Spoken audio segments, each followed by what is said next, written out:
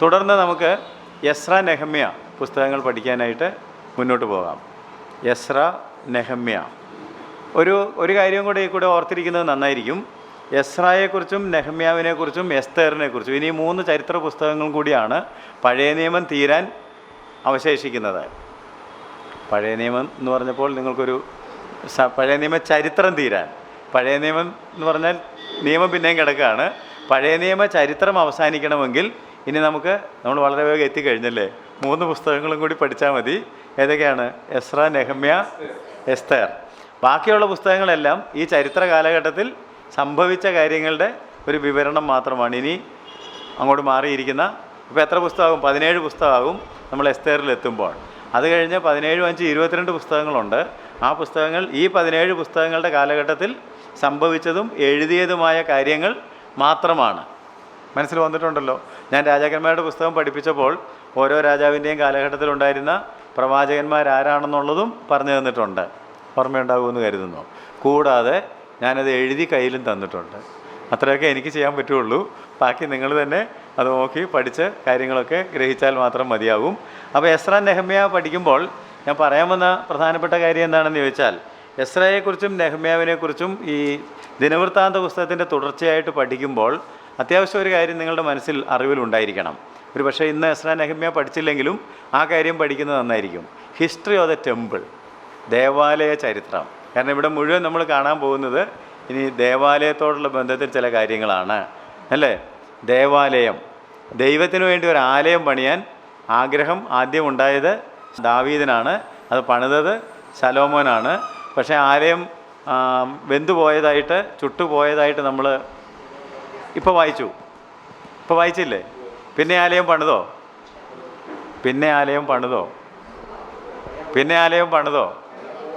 പണിയാൻ പോവുകയാണ്. യെസ്. അപ്പോൾ ആര് പണിതു? സെരുബ്ബാബേൽ പണിതു.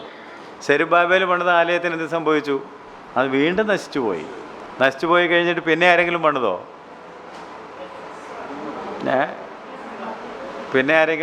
ഞാൻ ആലയം പണിതോ മതിൽ പണിതോ എന്നല്ല ചോദിച്ചത്.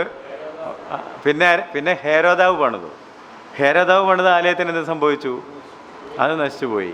പിന്നെ ആരെങ്കിലും പണിതോ?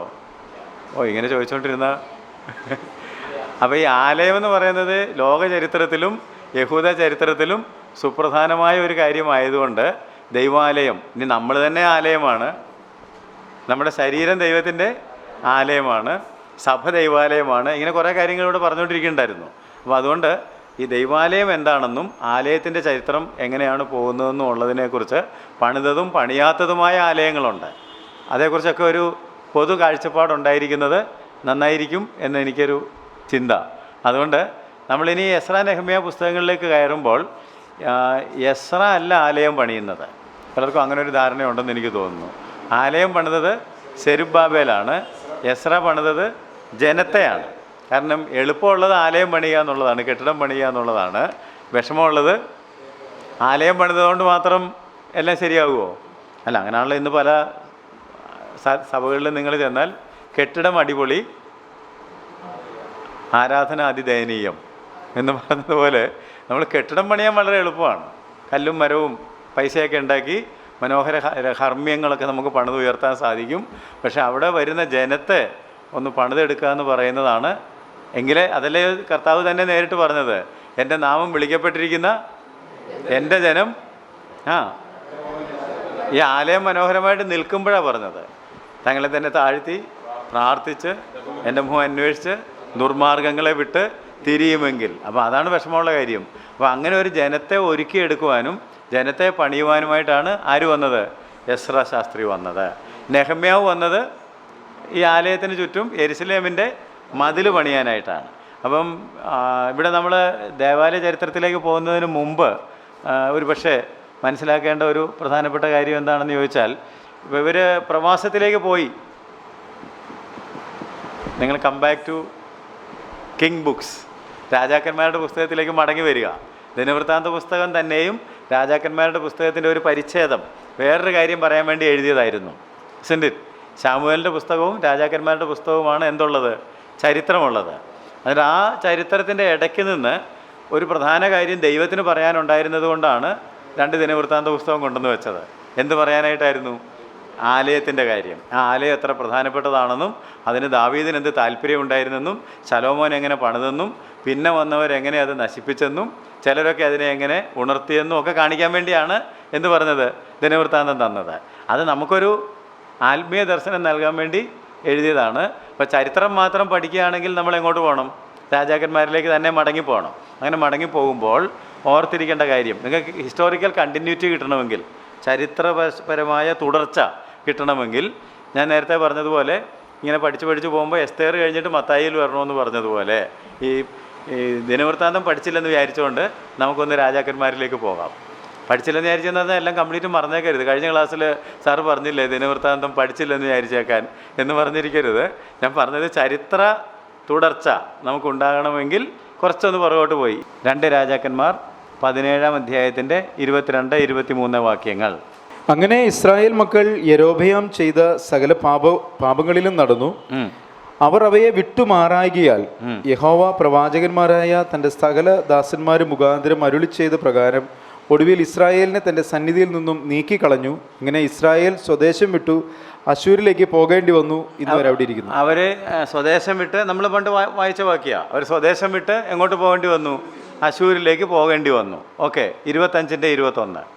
ബാബേൽ രാജാവ് ഹമാത്ത് ദേശത്തിന്റെ റിബ്ലയിൽ വെച്ച് അവരെ വെട്ടിക്കൊന്നു. ഇങ്ങനെ യഹൂദ സ്വദേശം വിട്ട് പോകേണ്ടി വന്നു. അപ്പോൾ 2 രാജ്യങ്ങളും സ്വദേശം വിട്ട് പോകേണ്ടി വന്നു. ചരിത്രം ഓർമ്മ വരുന്നുണ്ടല്ലോ. ഇസ്രായേൽ സ്വദേശം വിട്ട് എങ്ങോട്ട് പോയി? അശൂരിലേക്ക് പോയി. യഹൂദ സ്വദേശം വിട്ട് ബാബിലോണിലേക്ക് പോയി. പിന്നീട് വർഷങ്ങൾ പലത് കടന്നു പോയപ്പോൾ പേർഷ്യൻ സാമ്രാജ്യം നിലവിൽ വന്നു. പേർഷ്യൻ സാമ്രാജ്യം വന്നപ്പോൾ ബാബിലോണിനെയും അശൂരിനെയും എല്ലാം പേർഷ്യൻ സാമ്രാജ്യത്തിന് കീഴിലാക്കി. കുറേ നാൾ കഴിഞ്ഞപ്പോൾ ദൈവം പേർഷ്യൻ രാജാവായ കോരശിൻ്റെ മനസ്സ് ഉണർത്തിയപ്പോൾ ഒരു കൂട്ടം ആളുകൾ മടങ്ങി വന്നു. ഇതിനെ ചരിത്രത്തിൽ റിട്ടേൺ ഓഫ് ദ റെമിനൻറ്റ്, ഒരു ശേഷിപ്പിൻ്റെ മടങ്ങി വരവ് എന്നാണ് വിളിക്കുന്നത്. യഹൂദ ചരിത്രത്തിൽ വളരെ പ്രധാനപ്പെട്ട ഒരു കാര്യമാണ് റിട്ടേൺ ഓഫ് ദ റെമിനൻറ്റ്. പലപ്പോഴും ഇത് സംഭവിച്ചിട്ടുണ്ട്. റെമിനൻറ്റ് എന്ന് പറഞ്ഞാൽ ശേഷിപ്പ്, ഒരു ചെറിയ ശേഷിപ്പ്, ഒരു വലിയ നമ്പർ വരുന്നില്ല, ഒരു ചെറിയ കൂട്ടം ആളുകൾ മടങ്ങി വരുന്നു. ഒരു വലിയ രാജ്യത്തിൽ നിന്ന് ലോകത്തിൻ്റെ വിവിധ രാജ്യങ്ങളിലേക്ക് ചിതറിക്കപ്പെട്ട ആളുകളുടെ ഇടയിൽ നിന്ന് ഒരു വിരലിലെണ്ണാവുന്ന നമ്പർ ആളുകൾ മടങ്ങി സ്വദേശത്തേക്ക് വരുന്നു. അതിപ്പോഴും തുടർന്നുകൊണ്ടിരിക്കുകയാണ്. ഇപ്പോഴും കുറേ ആളുകൾ ലോകത്തിൻ്റെ വിവിധ ഭാഗങ്ങളിൽ നിന്ന് എങ്ങോട്ട് പോയിക്കൊണ്ടിരിക്കുന്നുണ്ട്? യെരുശലേമിലേക്ക് പോയിക്കൊണ്ടിരിക്കുന്നുണ്ട്. അപ്പോൾ അതുകൊണ്ട് ഞാൻ പറഞ്ഞത്, ഓൾ ത്രൂ ഹിസ്റ്ററി ഈ ശേഷിപ്പിൻ്റെ മടങ്ങി വരവ്, റിട്ടേൺ ഓഫ് ദി റെമിനൻറ്റ് എന്ന് പറയുന്നത് വളരെ പ്രധാനപ്പെട്ട കാര്യമാണ്. അതിൻ്റെ ഒന്നാമത്തെ എപ്പിസോഡാണ്, അല്ലെങ്കിൽ ഒന്നാമത്തെ ഇവൻ്റാണ് എസ്രയിലും നെഹമ്യാവിലും എസ്തേറിലും ഒക്കെ നമ്മൾ കാണുന്നത്. എസ്തേറിലില്ല, എസ്തേറിൽ മടങ്ങി വരാൻ താല്പര്യമില്ലാത്തവരുടെ കാര്യവും എസ്രയിലും നെഹമ്യാവിലും മടങ്ങി വന്നവരുടെ കാര്യവുമാണ് പറഞ്ഞിരിക്കുന്നത്. അപ്പം ഈ എസ്തേറിൻ്റെ പുസ്തകത്തിൽ അവർ മടങ്ങി വരാൻ താല്പര്യമില്ലാതെ അവിടെ തന്നെ താമസിക്കുമ്പോൾ അവർക്ക് നേരിട്ട ഭീഷണികളെ അതിജീവിക്കുവാൻ ദൈവം കൊടുത്ത അനുഗ്രഹത്തെയാണ് കാണുന്നത്, ദൈവത്തിൻ്റെ പ്രൊവിഷനെയാണ് കാണുന്നത്. എന്നാൽ എസ്രായേലും നെഹമ്യാവിലും ഇവർ മടങ്ങി വരുന്നതായിട്ടാണ് നമ്മൾ കാണുന്നത്. ഈ കാലഘട്ടത്തിൽ അവരുടെ മടങ്ങി വരവിലും അവരുടെ ആലയം പണിയിലും മതിൽ പണിയിലും ഒക്കെ അവരെ സഹായിക്കാനായിട്ടും ദൈവം ആരെ എഴുന്നേൽപ്പിച്ചിരുന്നു? പ്രവാചകന്മാരെ എഴുന്നേൽപ്പിച്ചിരുന്നു. എസ്രായുടെ പുസ്തകം 6-ാം അധ്യായം 14-ാം വാക്യം. യഹൂദന്മാരുടെ മൂപ്പന്മാർ പണിതു. ഹഗ്ഗായി പ്രവാചകനും ഇദ്ദോവിൻ്റെ മകനായ സെക്കരിയാവും പ്രവചിച്ചതിനാൽ അവർക്കും സാധിച്ചു. അവർ ഇസ്രായേലിൻ്റെ ദൈവത്തിൻ്റെ കൽപ്പന പ്രകാരം കോരശിൻ്റെയും ദാര്യാവേശിൻ്റെയും പാഴ്സി രാജാവായ അർത്തക്ഷഷ്ടാവിൻ്റെയും കൽപ്പന പ്രകാരം അത് പണിതു തീർത്തു. അപ്പം 14-ാം വാക്യത്തിൽ നമ്മൾ കണ്ടത് യഹൂദന്മാരുടെ മൂപ്പന്മാർ പണിതു. ഹഗ്ഗായി പ്രവാചകനും ഇദ്ദോവിൻ്റെ മകനായ സെക്കരിയാവും പ്രവചിച്ചതിനാൽ അവർക്ക് സാധിച്ചും വന്നു. അപ്പം ഈ കാര്യം അവർക്ക് സാധിക്കാൻ കാരണമായത്, അപ്പം ഈ 2 പ്രവചന പുസ്തകം എവിടെ കൊണ്ടുവന്ന് വായിക്കണം? അതെവിടെ? ഹഗ്ഗായിയും സെക്കരിയാവും എവിടെ കൊണ്ടുവരണമെന്ന്? എസ്രായിൽ കൊണ്ടുവരണം, ഇളക്കിയും കൊണ്ടുവരണം കേട്ടോ. പുസ്തകത്തിൽ നിന്ന് നിങ്ങളത് ഇവിടെ കൊണ്ടുവരണമെന്ന് പറഞ്ഞാൽ അർത്ഥം മനസ്സിലായോ? ഈ എസ്രാ വായിക്കുമ്പം ഇതൊക്കെ ഒരു വിരൽ അവിടെ വെച്ചോണ്ട് എങ്ങോട്ട് പോകണം? ഹഗ്ഗായിൽ. അപ്പോൾ ഹഗ്ഗായി ചെന്ന് വായിക്കുമ്പോൾ നമുക്ക് കാണാം, എന്ത് കാണാം? യഹോവയുടെ ആലയം തീ വെച്ച് ചുട്ടുകിടക്കെ, നിങ്ങൾക്ക് തട്ടിട്ട വീടുകളിൽ. ഇപ്പം പണ്ട് ദാവീദ് ചോദിച്ചപ്പോൾ തിരിച്ചു ചോദിക്കുക, ദാവീദ് പറഞ്ഞു, ഞാൻ തട്ടിട്ട കൊട്ടാരത്തിൽ പാർക്കുന്നു, ദൈവത്തിൻ്റെ പെട്ടകം തിരിച്ച്. ഇപ്പോൾ ദൈവം തിരിച്ചു ചോദിക്കുകയാണ്, എൻ്റെ ആലയം ഇടിഞ്ഞു പൊളിഞ്ഞു കിടക്കുന്നു, നിങ്ങൾ തട്ടിട്ട ആളുകളുടെ കാഴ്ചപ്പാട് പോയത് കണ്ടോ, നിങ്ങൾ തട്ടിട്ട വീടുകളിൽ പാർക്കുന്നു, നിങ്ങൾ മലയിൽ ചെന്ന് മരം കൊണ്ടുവന്ന് എൻ്റെ ആലയം പണിയുവീൻ, ഞാനതിൽ പ്രസാദിച്ച് മഹത്വപ്പെടും. അപ്പോൾ അത് ഇതും കൂടെ ചേർത്ത് വായിച്ചാൽ ഇവർ മരം വെട്ടാൻ പോയപ്പോൾ അത് സാധിച്ചത് എന്തുകൊണ്ടാണെന്നും എന്ത് മരമാണ് വെട്ടിക്കൊണ്ട് വന്നതെന്നും അതുകൊണ്ട് എന്ത് പണിയാണ് ചെയ്തതെന്നൊക്കെ പഠിക്കാൻ പറ്റും. നമ്മളിത് വായിച്ചേച്ച് എസ്ര വായിച്ചേച്ച് പിന്നെ എസ്തേറും കഴിഞ്ഞ് സങ്കീർത്തനവും കഴിഞ്ഞ് സദൃശവാക്യവും കഴിഞ്ഞ് സഭാപ്രസംഗം കഴിഞ്ഞ് ഉത്തമഗീതവും കഴിഞ്ഞ് യെശയ്യാവും കഴിഞ്ഞ് യിരെമ്യാവും കഴിഞ്ഞ് വിലാപവും ഒക്കെ കഴിഞ്ഞ് അവസാനം ഒരു ഹഗ്ഗായിൽ എത്തുമ്പോഴത്തേക്ക് പഴയ നിയമം തീരാറായി കേട്ടോ. അപ്പോഴത്തേക്ക് ഏത് ഹഗ്ഗായി, ഇത് ഏതായാലും എന്തിൻ്റെ കാര്യമായി പറ. പിന്നെ നമുക്കൊരു സമാധാനം, ഇതെല്ലാം ആത്മീയമാണ് ഏതാണെങ്കിലും. അപ്പോൾ ഒരു ആത്മീയ ആലയമായിരിക്കും എന്ന് വിചാരിച്ച് നമ്മളൊരു സമാപ്തി അടയുക ചെയ്യുന്നത്. അങ്ങനല്ല, ഈ പ്രവാചകന്മാരെയും കൂടി ഇങ്ങോട്ട് കൊണ്ടുവരണം. ആരൊക്കെയാണ്? ഹഗ്ഗായി, സെക്കരിയാവ്. ഈ പണി കഴിഞ്ഞപ്പോഴാണ് മലാഖി പ്രവചിക്കുന്നത്. അപ്പോൾ മലാഖിയുടെ പ്രവചനം കൂടി കഴിഞ്ഞപ്പോൾ മത്തായി വായിക്കണം. അപ്പോൾ അതങ്ങനെ ഞങ്ങൾ വായിക്കുന്നതെന്ന് ഇപ്പോൾ നിങ്ങൾ പറയും, കാരണം ഒരു പേജ് അപ്പുറമായിട്ടാണ് കിടക്കുന്നത്.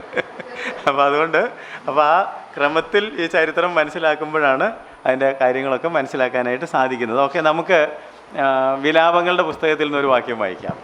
വിലാപങ്ങളുടെ പുസ്തകം ഇച്ചിരി മുന്നോട്ട് പോയൊരു വാക്യം വായിക്കാം. വിലാപങ്ങൾ 3-ാം അധ്യായത്തിൻ്റെ 31-32 വാക്യങ്ങൾ. കർത്താവ് എന്നേക്കും തള്ളിക്കളയുകയില്ലല്ലോ, അവൻ ദുഃഖിപ്പിച്ചാലും തന്റെ മഹാദയയ്ക്കൊത്തവണ്ണം അവന് കരുണ തോന്നും.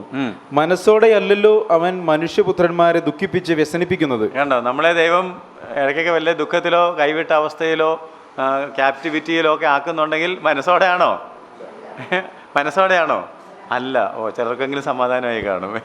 ദൈവത്തിന് മനസ്സുണ്ടായിട്ടല്ല, നമ്മുടെ കുഴപ്പം കൊണ്ടാണ്. അപ്പോൾ അതുകൊണ്ട് ഇപ്പോൾ ഞാൻ വിലാപങ്ങളിലേക്ക് നിങ്ങളെ കൊണ്ടുപോയി എന്തിനാണെന്ന് ചോദിച്ചാൽ, ഈ സംഭവങ്ങളെല്ലാം കണ്ടിട്ട് ഒരു പ്രവാചകൻ ആത്മാവിൽ വിലപിച്ചുകൊണ്ട് എഴുതിയതാണ് യിരെമ്യാ പ്രവാചകൻ. വിലപിച്ചുകൊണ്ട് എഴുതിയതാണ് എന്ത്? വിലാപങ്ങൾ. അപ്പോൾ ആ വിലാപത്തിൽ അദ്ദേഹം വിലപിക്കുകയും ദൈവത്തിൻ്റെ ഉത്തരം കണ്ടെത്തുകയും ചെയ്യുന്നത്. ദൈവം പറയുകയാണ്, കർത്താവ് എന്നേക്കും തള്ളിക്കളയുകയില്ലല്ലോ, അവൻ ദുഃഖിപ്പിച്ചാലും തൻ്റെ മഹാദയയ്ക്ക് ഒത്തവണ്ണം അവന് കരുണ തോന്നും. അവൻ മനസ്സോടെ അല്ല നമ്മെ ദുഃഖിപ്പിക്കുന്നത്. അതുകൊണ്ട് ഇസ്രായേൽ മക്കളെ ഇങ്ങനെ കൈവിട്ട് കളയണം, അവരെ പ്രവാസത്തിലാക്കി കളയണം എന്നുള്ള വാശിയൊന്നും ദൈവത്തിനുണ്ടായിരുന്നില്ല. നമ്മൾ വീണ്ടും യിരെമ്യാവിൻ്റെ പുസ്തകം എടുത്ത് വായിക്കുകയാണെങ്കിൽ അവിടെ നമ്മൾ വായിക്കുന്നുണ്ട്, നിങ്ങൾ പ്രതീക്ഷിക്കുന്ന ശുഭഭാവി നിങ്ങൾക്ക് വരും, ആ ഭാവി നിങ്ങൾക്ക് നൽകുവാനാണ് ഞാൻ ആഗ്രഹിക്കുന്നത്. അവർക്കൊരു ഹോപ്പ്ഫുൾ എക്സ്പെക്റ്റേഷൻ ഉണ്ടായിരുന്നു, അത് കൊടുക്കണമെന്ന് തന്നെയാണ് ദൈവത്തിൻ്റെ ആഗ്രഹവും. പക്ഷേ അവർ ദൈവത്തിൻ്റെ വചനങ്ങളെ തള്ളിക്കളഞ്ഞതുകൊണ്ട് ദൈവത്തിന് അവരെയും, എനിക്ക് തോന്നുന്നത് ഏറ്റവും നല്ലത് ശൗലിനോട് ദൈവം പറഞ്ഞത് ഓർത്താൽ മതി, നീ എൻ്റെ വചനങ്ങളെ തള്ളിക്കളഞ്ഞതുകൊണ്ട് ഞാൻ നിന്നെയും രാജസ്ഥാനത്ത് നിന്ന് തള്ളിക്കളഞ്ഞിരിക്കുന്നു. എന്നിട്ട് അവൻ്റെ കുപ്പായം പിടിച്ച് കീറിയിട്ട് പറഞ്ഞല്ലോ, ഇതുപോലെ ഞാൻ രാജസ്ഥാനം നിന്നിൽ നിന്ന് കീറിക്കളയും. അപ്പോൾ ദൈവം നമ്മെ അനുഗ്രഹിക്കാൻ ആഗ്രഹിക്കുന്നുണ്ടെങ്കിൽ തന്നെയും നമ്മൾ ജീവിതത്തെ ക്രമപ്പെടുത്താത്തത് കൊണ്ടാണ് ദൈവത്തിന് ചിലപ്പോൾ ചില നടപടികൾ സ്വീകരിക്കേണ്ടി വരുന്നത്. അതുകൊണ്ട് ദൈവം ജനത്തെ എന്ത് ചെയ്തിട്ടുണ്ട്? മടക്കി വരുത്തിയിട്ടുണ്ട്. മടങ്ങി വരവിൻ്റെ ചരിത്രമാണ് എസ്ര, നെഹമ്യ പുസ്തകങ്ങളിലുള്ളത്. അത് പറയാനാണ് ഈ കാര്യമൊക്കെ പറഞ്ഞത്. എസ്രയിലും നെഹമ്യാവിലും എന്താ കാണുന്നത്? മടങ്ങി വരവ്, ഹിസ്റ്ററി ഓഫ് റിട്ടേൺ, മടങ്ങി വരവ്. അപ്പോൾ ഈ മടങ്ങി വരുന്ന സമയത്ത് അല്ലെങ്കിൽ നമ്മൾ പ്രവാസത്തിൽ ഇരിക്കുമ്പോഴൊക്കെ നമ്മൾ ഈ എസ്രയെ കണ്ടു പഠിക്കുന്നത് നല്ലതാണ് എന്ന് ഞാൻ നിങ്ങളെ ഓർമ്മപ്പെടുത്തുന്നു. എസ്ര 7-ാം അധ്യായത്തിൻ്റെ 10-ാം വാക്യം കൂടെ നമുക്ക് ഇപ്പോൾ ഒന്ന് വായിക്കാം. എസ്രയുടെ താല്പര്യം എന്തായിരുന്നു എന്ന് കാണാനായി. യഹോവയുടെ ന്യായപ്രമാണം പരിശോധിക്കുവാനും അതനുസരിച്ച് നടക്കുവാനും ഇസ്രായേലിൽ അതിൻ്റെ ചട്ടങ്ങളും വിധികളും ഉപദേശിക്കുവാനും എസ്ര മനസ്സ് വെച്ചിരുന്നു. എസ്ര ആരാണെന്നോ എന്താണെന്നോ എന്ന് ഞാൻ പറഞ്ഞില്ല, എസ്രയുടെ പുസ്തകത്തിലേക്കും കയറിയില്ല എന്ന് നിങ്ങൾക്കറിയാം അല്ലേ. എസ്ര, നെഹമ്യ എന്നുള്ള 2 പേര് മാത്രമേ പറഞ്ഞുള്ളൂ, പുസ്തകത്തിലേക്കൊന്നും നമ്മൾ വന്നില്ല. എങ്കിലും എസ്ര എന്താ ചെയ്തതെന്നുള്ളത് നമ്മളൊന്ന് കാണുന്നത് നല്ലതാണ്. 3 പ്രധാനപ്പെട്ട കാര്യങ്ങൾ എസ്ര ചെയ്തു. എന്താണ്? യെരുശലേമിലെത്തി യഹോവയുടെ ന്യായപ്രമാണം പരിശോധിപ്പാനും. അതിൻ്റെ മുകളിലത്തെ 9-ാം വാക്യം കൂടെ നമ്മൾ വായിക്കുകയാണെങ്കിൽ, ഒന്നാം മാസം 1-ാം തീയതി അവൻ ബാബേലിൽ നിന്നും യാത്ര പുറപ്പെട്ടു. തന്റെ ദൈവത്തിന്റെ കൈ തനിക്ക് അനുകൂലമായിരുന്നത് കൊണ്ട് അവൻ 5-ാം മാസം 1-ാം തീയതി യെരുശലേമിലെത്തി. അപ്പോൾ യെരുശലേമിൽ എത്തിയതിന് ശേഷം എസ്ര എന്ത് ചെയ്തു? വായിക്കാം. യഹോവയുടെ ന്യായപ്രമാണം പരിശോധിക്കുവാനും. 1 ന്യായപ്രമാണം പരിശോധിക്കുക, അത് അനുസരിച്ച് നടക്കുവാനും. അത് പരിശോധിക്കൽ മാത്രമല്ല, 2 അതനുസരിച്ച് നടക്കുവാനും ഇസ്രായേലിൽ അതിൻ്റെ ചട്ടങ്ങളും വിധികളും ഉപദേശിക്കുവാനും എസ്ര മനസ്സ് വെച്ചിരുന്നു. 3 കാര്യങ്ങൾ നമുക്ക് അനുകരിക്കാൻ കൊള്ളാവുന്ന നല്ലൊരു മാതൃക. എന്തൊക്കെയാണ് ചെയ്തത്? പരിശോധിക്കുക, അനുസരിക്കുക, ഉപദേശിക്കുക. സാധാരണ പരിശോധിക്കുക, ഉപദേശിക്കുക അല്ലേ? എസ്ര എങ്ങനെ ആയിരുന്നോ?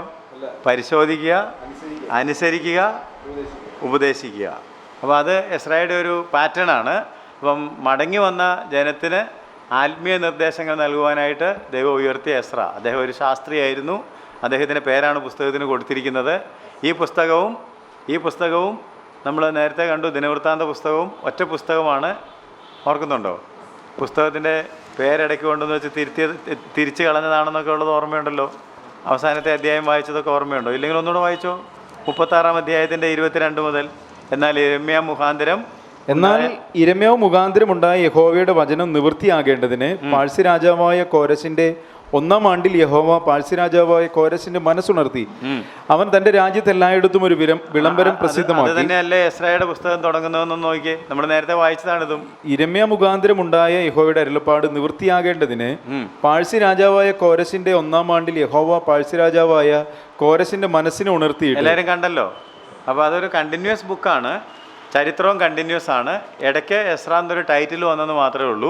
അപ്പോൾ അവിടെ സംഭവിക്കുന്നത് എന്താണെന്ന് ചോദിച്ചാൽ, പ്രവാസത്തിലേക്ക് പോയവർ കുറച്ച് കഴിഞ്ഞപ്പോൾ ഒരു ശേഷിപ്പ് മടങ്ങി വന്നു. ആ മടങ്ങി വന്ന ശേഷിപ്പിൻ്റെ ചരിത്രമാണ് എസ്രയുടെ പുസ്തകത്തിൽ ഉള്ളത്. ആ പുസ്തകത്തിൽ നമ്മൾ കാണുന്ന മടങ്ങി വരവ് 2 ഗ്രൂപ്പായിട്ട് 2 ഘട്ടങ്ങളിലായിട്ടാണ് മടങ്ങി വരുന്നത്. ഒന്ന് സെരുബ്ബാബേലിൻ്റെ നേതൃത്വത്തിലും മറ്റേത് എസ്രയുടെ നേതൃത്വത്തിലും. ഈ 2 മടങ്ങി വരവുകളും തമ്മിൽ 80 കൊല്ലത്തെ അന്തരമുണ്ട്. 80 years. ഈ 80 കൊല്ലത്തെ അതിനിടയ്ക്ക് സംഭവിച്ച കാര്യമാണ് എസ്തേറിൽ കാണുന്നത്. സെരുബ്ബാബേലിൻ്റെ നേതൃത്വത്തിലും എസ്രയുടെ നേതൃത്വത്തിലും 2 ഗ്രൂപ്പ് ആളുകൾ മടങ്ങി വരുന്നത് നമുക്ക് കാണാനായിട്ട് സാധിക്കും. ആ 2 മടങ്ങി വരവുകളുടെ ഇടയ്ക്ക് നടന്ന ഒരു സംഭവമാണ് എസ്തേറിൻ്റെ പുസ്തകത്തിൽ പറഞ്ഞിരിക്കുന്നത്. അപ്പോൾ അങ്ങനെയാണത് ഫിക്സ് ചെയ്യേണ്ടത്. പിന്നെ സംഭവിച്ചതാണ് നെഹമ്യാവിൻ്റെ നേതൃത്വത്തിലുള്ള മടങ്ങി വരവ്. അപ്പോൾ എസ്തേറിനെ എവിടെ കൊണ്ടുവരണം?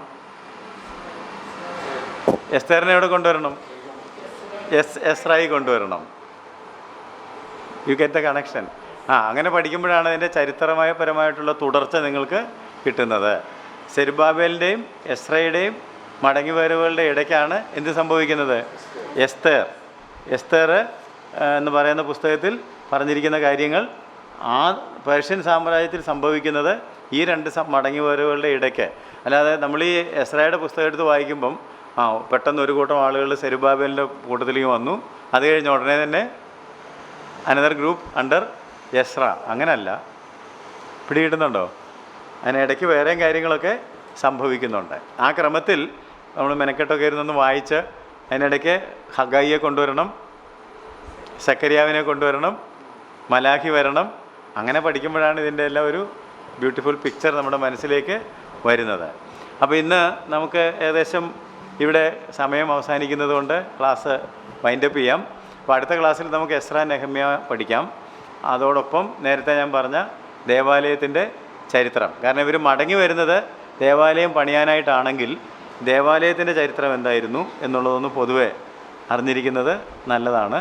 എത്ര പ്രാവശ്യം ദേവാലയം പണിയപ്പെട്ടു, ദേവാലയത്തെക്കുറിച്ചുള്ള ദൈവത്തിൻ്റെ ദർശനം എന്തായിരുന്നു, അത് തീർന്നിട്ടുണ്ടോ, ഇനിയും എന്തെങ്കിലുമൊക്കെ അങ്ങനെ പണിയപ്പെടാനുണ്ടോ, അതോ സ്വർഗത്തിലൊരു ദേവാലയമുണ്ടോ? സ്വർഗത്തിലൊരു ദേവാലയമുണ്ടോ? ഭൂമിയിൽ എന്തുകൊണ്ട് ദേവാലയം ഉണ്ടായി? ഇങ്ങനെ ദേവാലയത്തെക്കുറിച്ചുള്ള കുറച്ച് കാര്യങ്ങൾ ഒന്ന് ചിന്തിക്കുന്നത് കൊണ്ട് കുഴപ്പമില്ല, പഠിക്കാം. അത് കഴിഞ്ഞിട്ട് എസ്രയുടെ നേതൃത്വത്തിൽ എന്താ സംഭവിച്ചത്, സെരുബ്ബാബേലിൻ്റെ നേതൃത്വത്തിൽ എന്താ സംഭവിച്ചത്, നെഹമ്യാവ് എന്ത് ചെയ്തു, എസ്തേറിൻ്റെ സമയത്ത് എന്ത് സംഭവിച്ചു എന്നുള്ളതും കൂടി പഠിക്കുമ്പോൾ പഴയ നിയമചരിത്രം ഏകദേശം അവസാനിക്കും. ഏതാണെങ്കിലും നമ്മളിന്ന് പഠിച്ച പ്രധാനപ്പെട്ട കാര്യം, നമ്മളൊരു ആലയം പണിയിലാണ്, ഒരു മന്ദിരമാണ് നമ്മൾ പണിയുന്നത്. ഈ മന്ദിരം മനുഷ്യർക്കല്ല, ദൈവത്തിനുള്ളതാണ്. അങ്ങനെയാണെങ്കിൽ അതിന് നമ്മുടെ ഹൃദയത്തിലൊരു ഉത്സാഹവും ഒരു പക്ഷവും ഒരു ഊഷ്മളതയും ഒക്കെ ആലയത്തോട് വേണം. എൻ്റെ ഹൃദയത്തിൽ ആലയത്തോടുള്ള പക്ഷം നിമിത്തം എന്ന് അദ്ദേഹം പറയുന്നുണ്ടല്ലോ. അദ്ദേഹം ആഗ്രഹിച്ചത് ശലോമോൻ്റെ ഹൃദയം ഈ കാര്യത്തിലൊക്കെ ഏകാഗ്രമായിരിക്കണം. നമ്മൾ വായിച്ചൊരു വാക്യമുണ്ട്, 2 ദിനവൃത്താന്തം 16:9. നമ്മുടെ ഹൃദയം ദൈവത്തെങ്കിൽ ഏകാഗ്രമായിരിക്കുന്നെങ്കിൽ ദൈവം നമുക്ക് വേണ്ടി തന്നെത്താൻ ബലവാനെന്ന് കാണിക്കേണ്ടതിന് അവൻ്റെ കണ്ണ് ഭൂമിയിലൊക്കെയും ഊടാടിക്കൊണ്ടിരിക്കുന്നു. നമുക്ക് അവനോടുള്ള ഏകാഗ്രതയും നിർമ്മലതയും വിട്ട് നമ്മുടെ ഹൃദയം വഷളായി പോകാതിരിക്കുവാൻ ഒരിക്കൽ കൂടി നമ്മളെ കർത്താവിൻ്റെ കരങ്ങളിൽ സമർപ്പിക്കാം. ബൈബിൾ സർവേയിൽ നമ്മളിന്ന് എസ്രയുടെ പുസ്തകമാണ് പഠിക്കുന്നത്. കഴിഞ്ഞ ക്ലാസ്സിൽ എസ്രയുടെ പുസ്തകത്തിലേക്ക് നമ്മൾ പ്രവേശിക്കുകയുണ്ടായി. 2 ദിനവൃത്താന്തം തീർത്തതിന് ശേഷം 2 ദിനവൃത്താന്തത്തിൻ്റെ അവസാനത്തെ വാക്യങ്ങളും എസ്രയുടെ പുസ്തകത്തിൻ്റെ ആദ്യത്തെ വാക്യങ്ങളും ഒന്ന് തന്നെയാണ് എന്ന് കണ്ടത് നിങ്ങൾ ഓർക്കുന്നുണ്ടാകും. എസ്രയുടെ പുസ്തകം എഴുതപ്പെട്ട സാഹചര്യം അല്ലെങ്കിൽ എസ്രാ ശാസ്ത്രി എന്ത് കാര്യമാണ് ചെയ്തതെന്നുള്ളത് ഞാൻ കഴിഞ്ഞ ക്ലാസ്സിൽ സൂചിപ്പിച്ചിരുന്നു. റിട്ടേൺ ഓഫ് ദി റെമനൻറ്റ്, ഒരു ശേഷിപ്പിൻ്റെ മടങ്ങി വരവ് എന്നുള്ളതാണ് ഈ ചരിത്രത്തിൽ, ഇസ്രായേലിൻ്റെ ചരിത്രത്തിൽ ഇനി നമ്മൾ പ്രധാനമായിട്ട് കാണുവാനായിട്ടുള്ളത്. ഇസ്രായേൽ മക്കളുടെ ചരിത്രം പരിശോധിക്കുമ്പോൾ ഒരു ശേഷിപ്പ് മടങ്ങി വരുന്നു എന്നുള്ളത് പല സന്ദർഭങ്ങളിലും നമുക്ക് കാണാനായിട്ട് സാധിക്കുന്നുണ്ട്.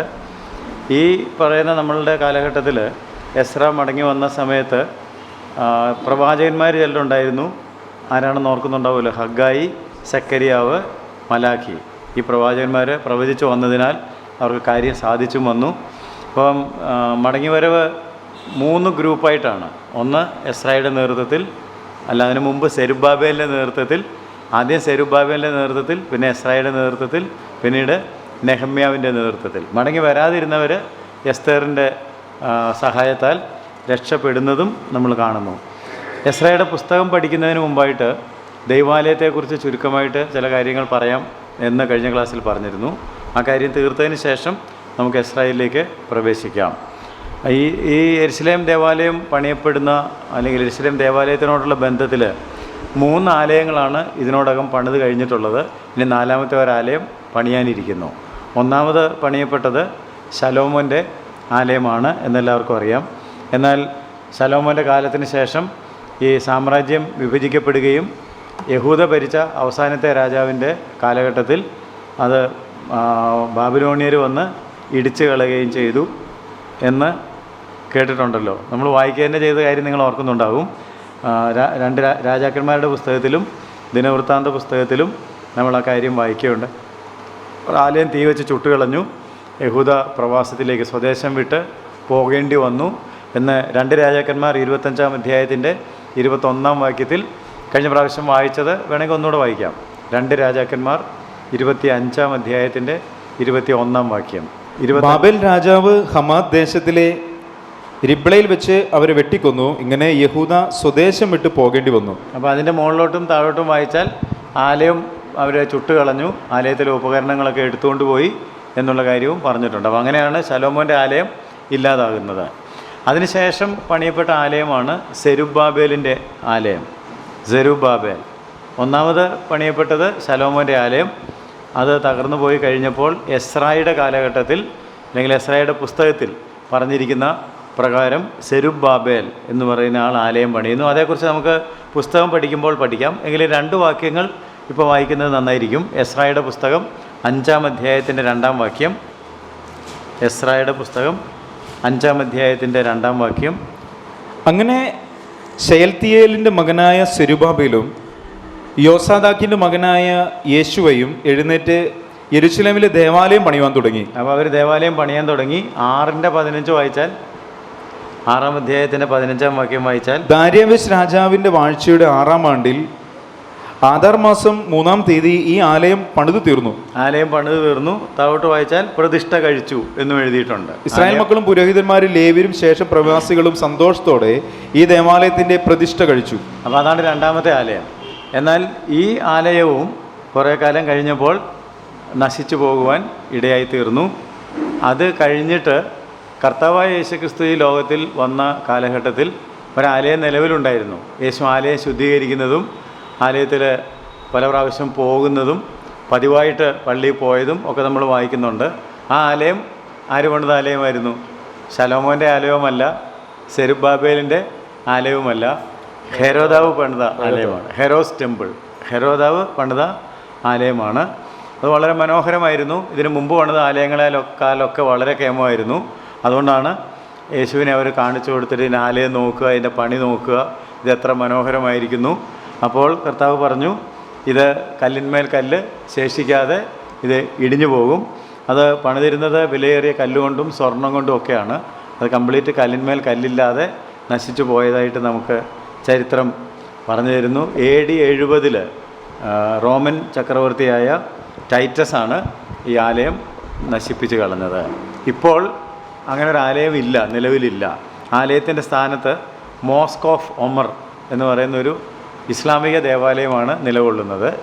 ആ ആലയം മാറ്റിയിട്ട് അവിടെ ഒരു യെരുശലേം ദേവാലയം പണിയപ്പെടും. അതിനോടുള്ള ബന്ധത്തിലാണ് വെളിപ്പാട് പുസ്തകത്തിൽ പറഞ്ഞിരിക്കുന്ന അന്ത്യകാല സംഭവങ്ങളൊക്കെ വന്ന് അവസാനിക്കാനായിട്ട് പോകുന്നത്. എതിർ ക്രിസ്തു വന്നിട്ട് ഈ ആലയം പണിയാനായിട്ടുള്ള മോസ്ക് ഓഫ് ഒമർ, OMAR, ഒമറിൻ്റെ പേരിലുള്ള ഒരു മോസ്ക് പണിയപ്പെട്ടിട്ടുണ്ട്. ആ മോസ്കാണ് ഇപ്പോൾ അവിടെ ഉള്ളത്.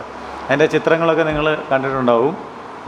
ആ ആലയം AD 70 നശിപ്പിക്കപ്പെട്ട ആലയത്തിൻ്റെ സ്ഥാനത്ത് ഇപ്പം ഉള്ളത് യഹൂദന്മാരുടെ ദേവാലയമല്ല, ഒരു ഇസ്ലാമിക ആരാധനാലയമാണ്, മോസ്കാണ്.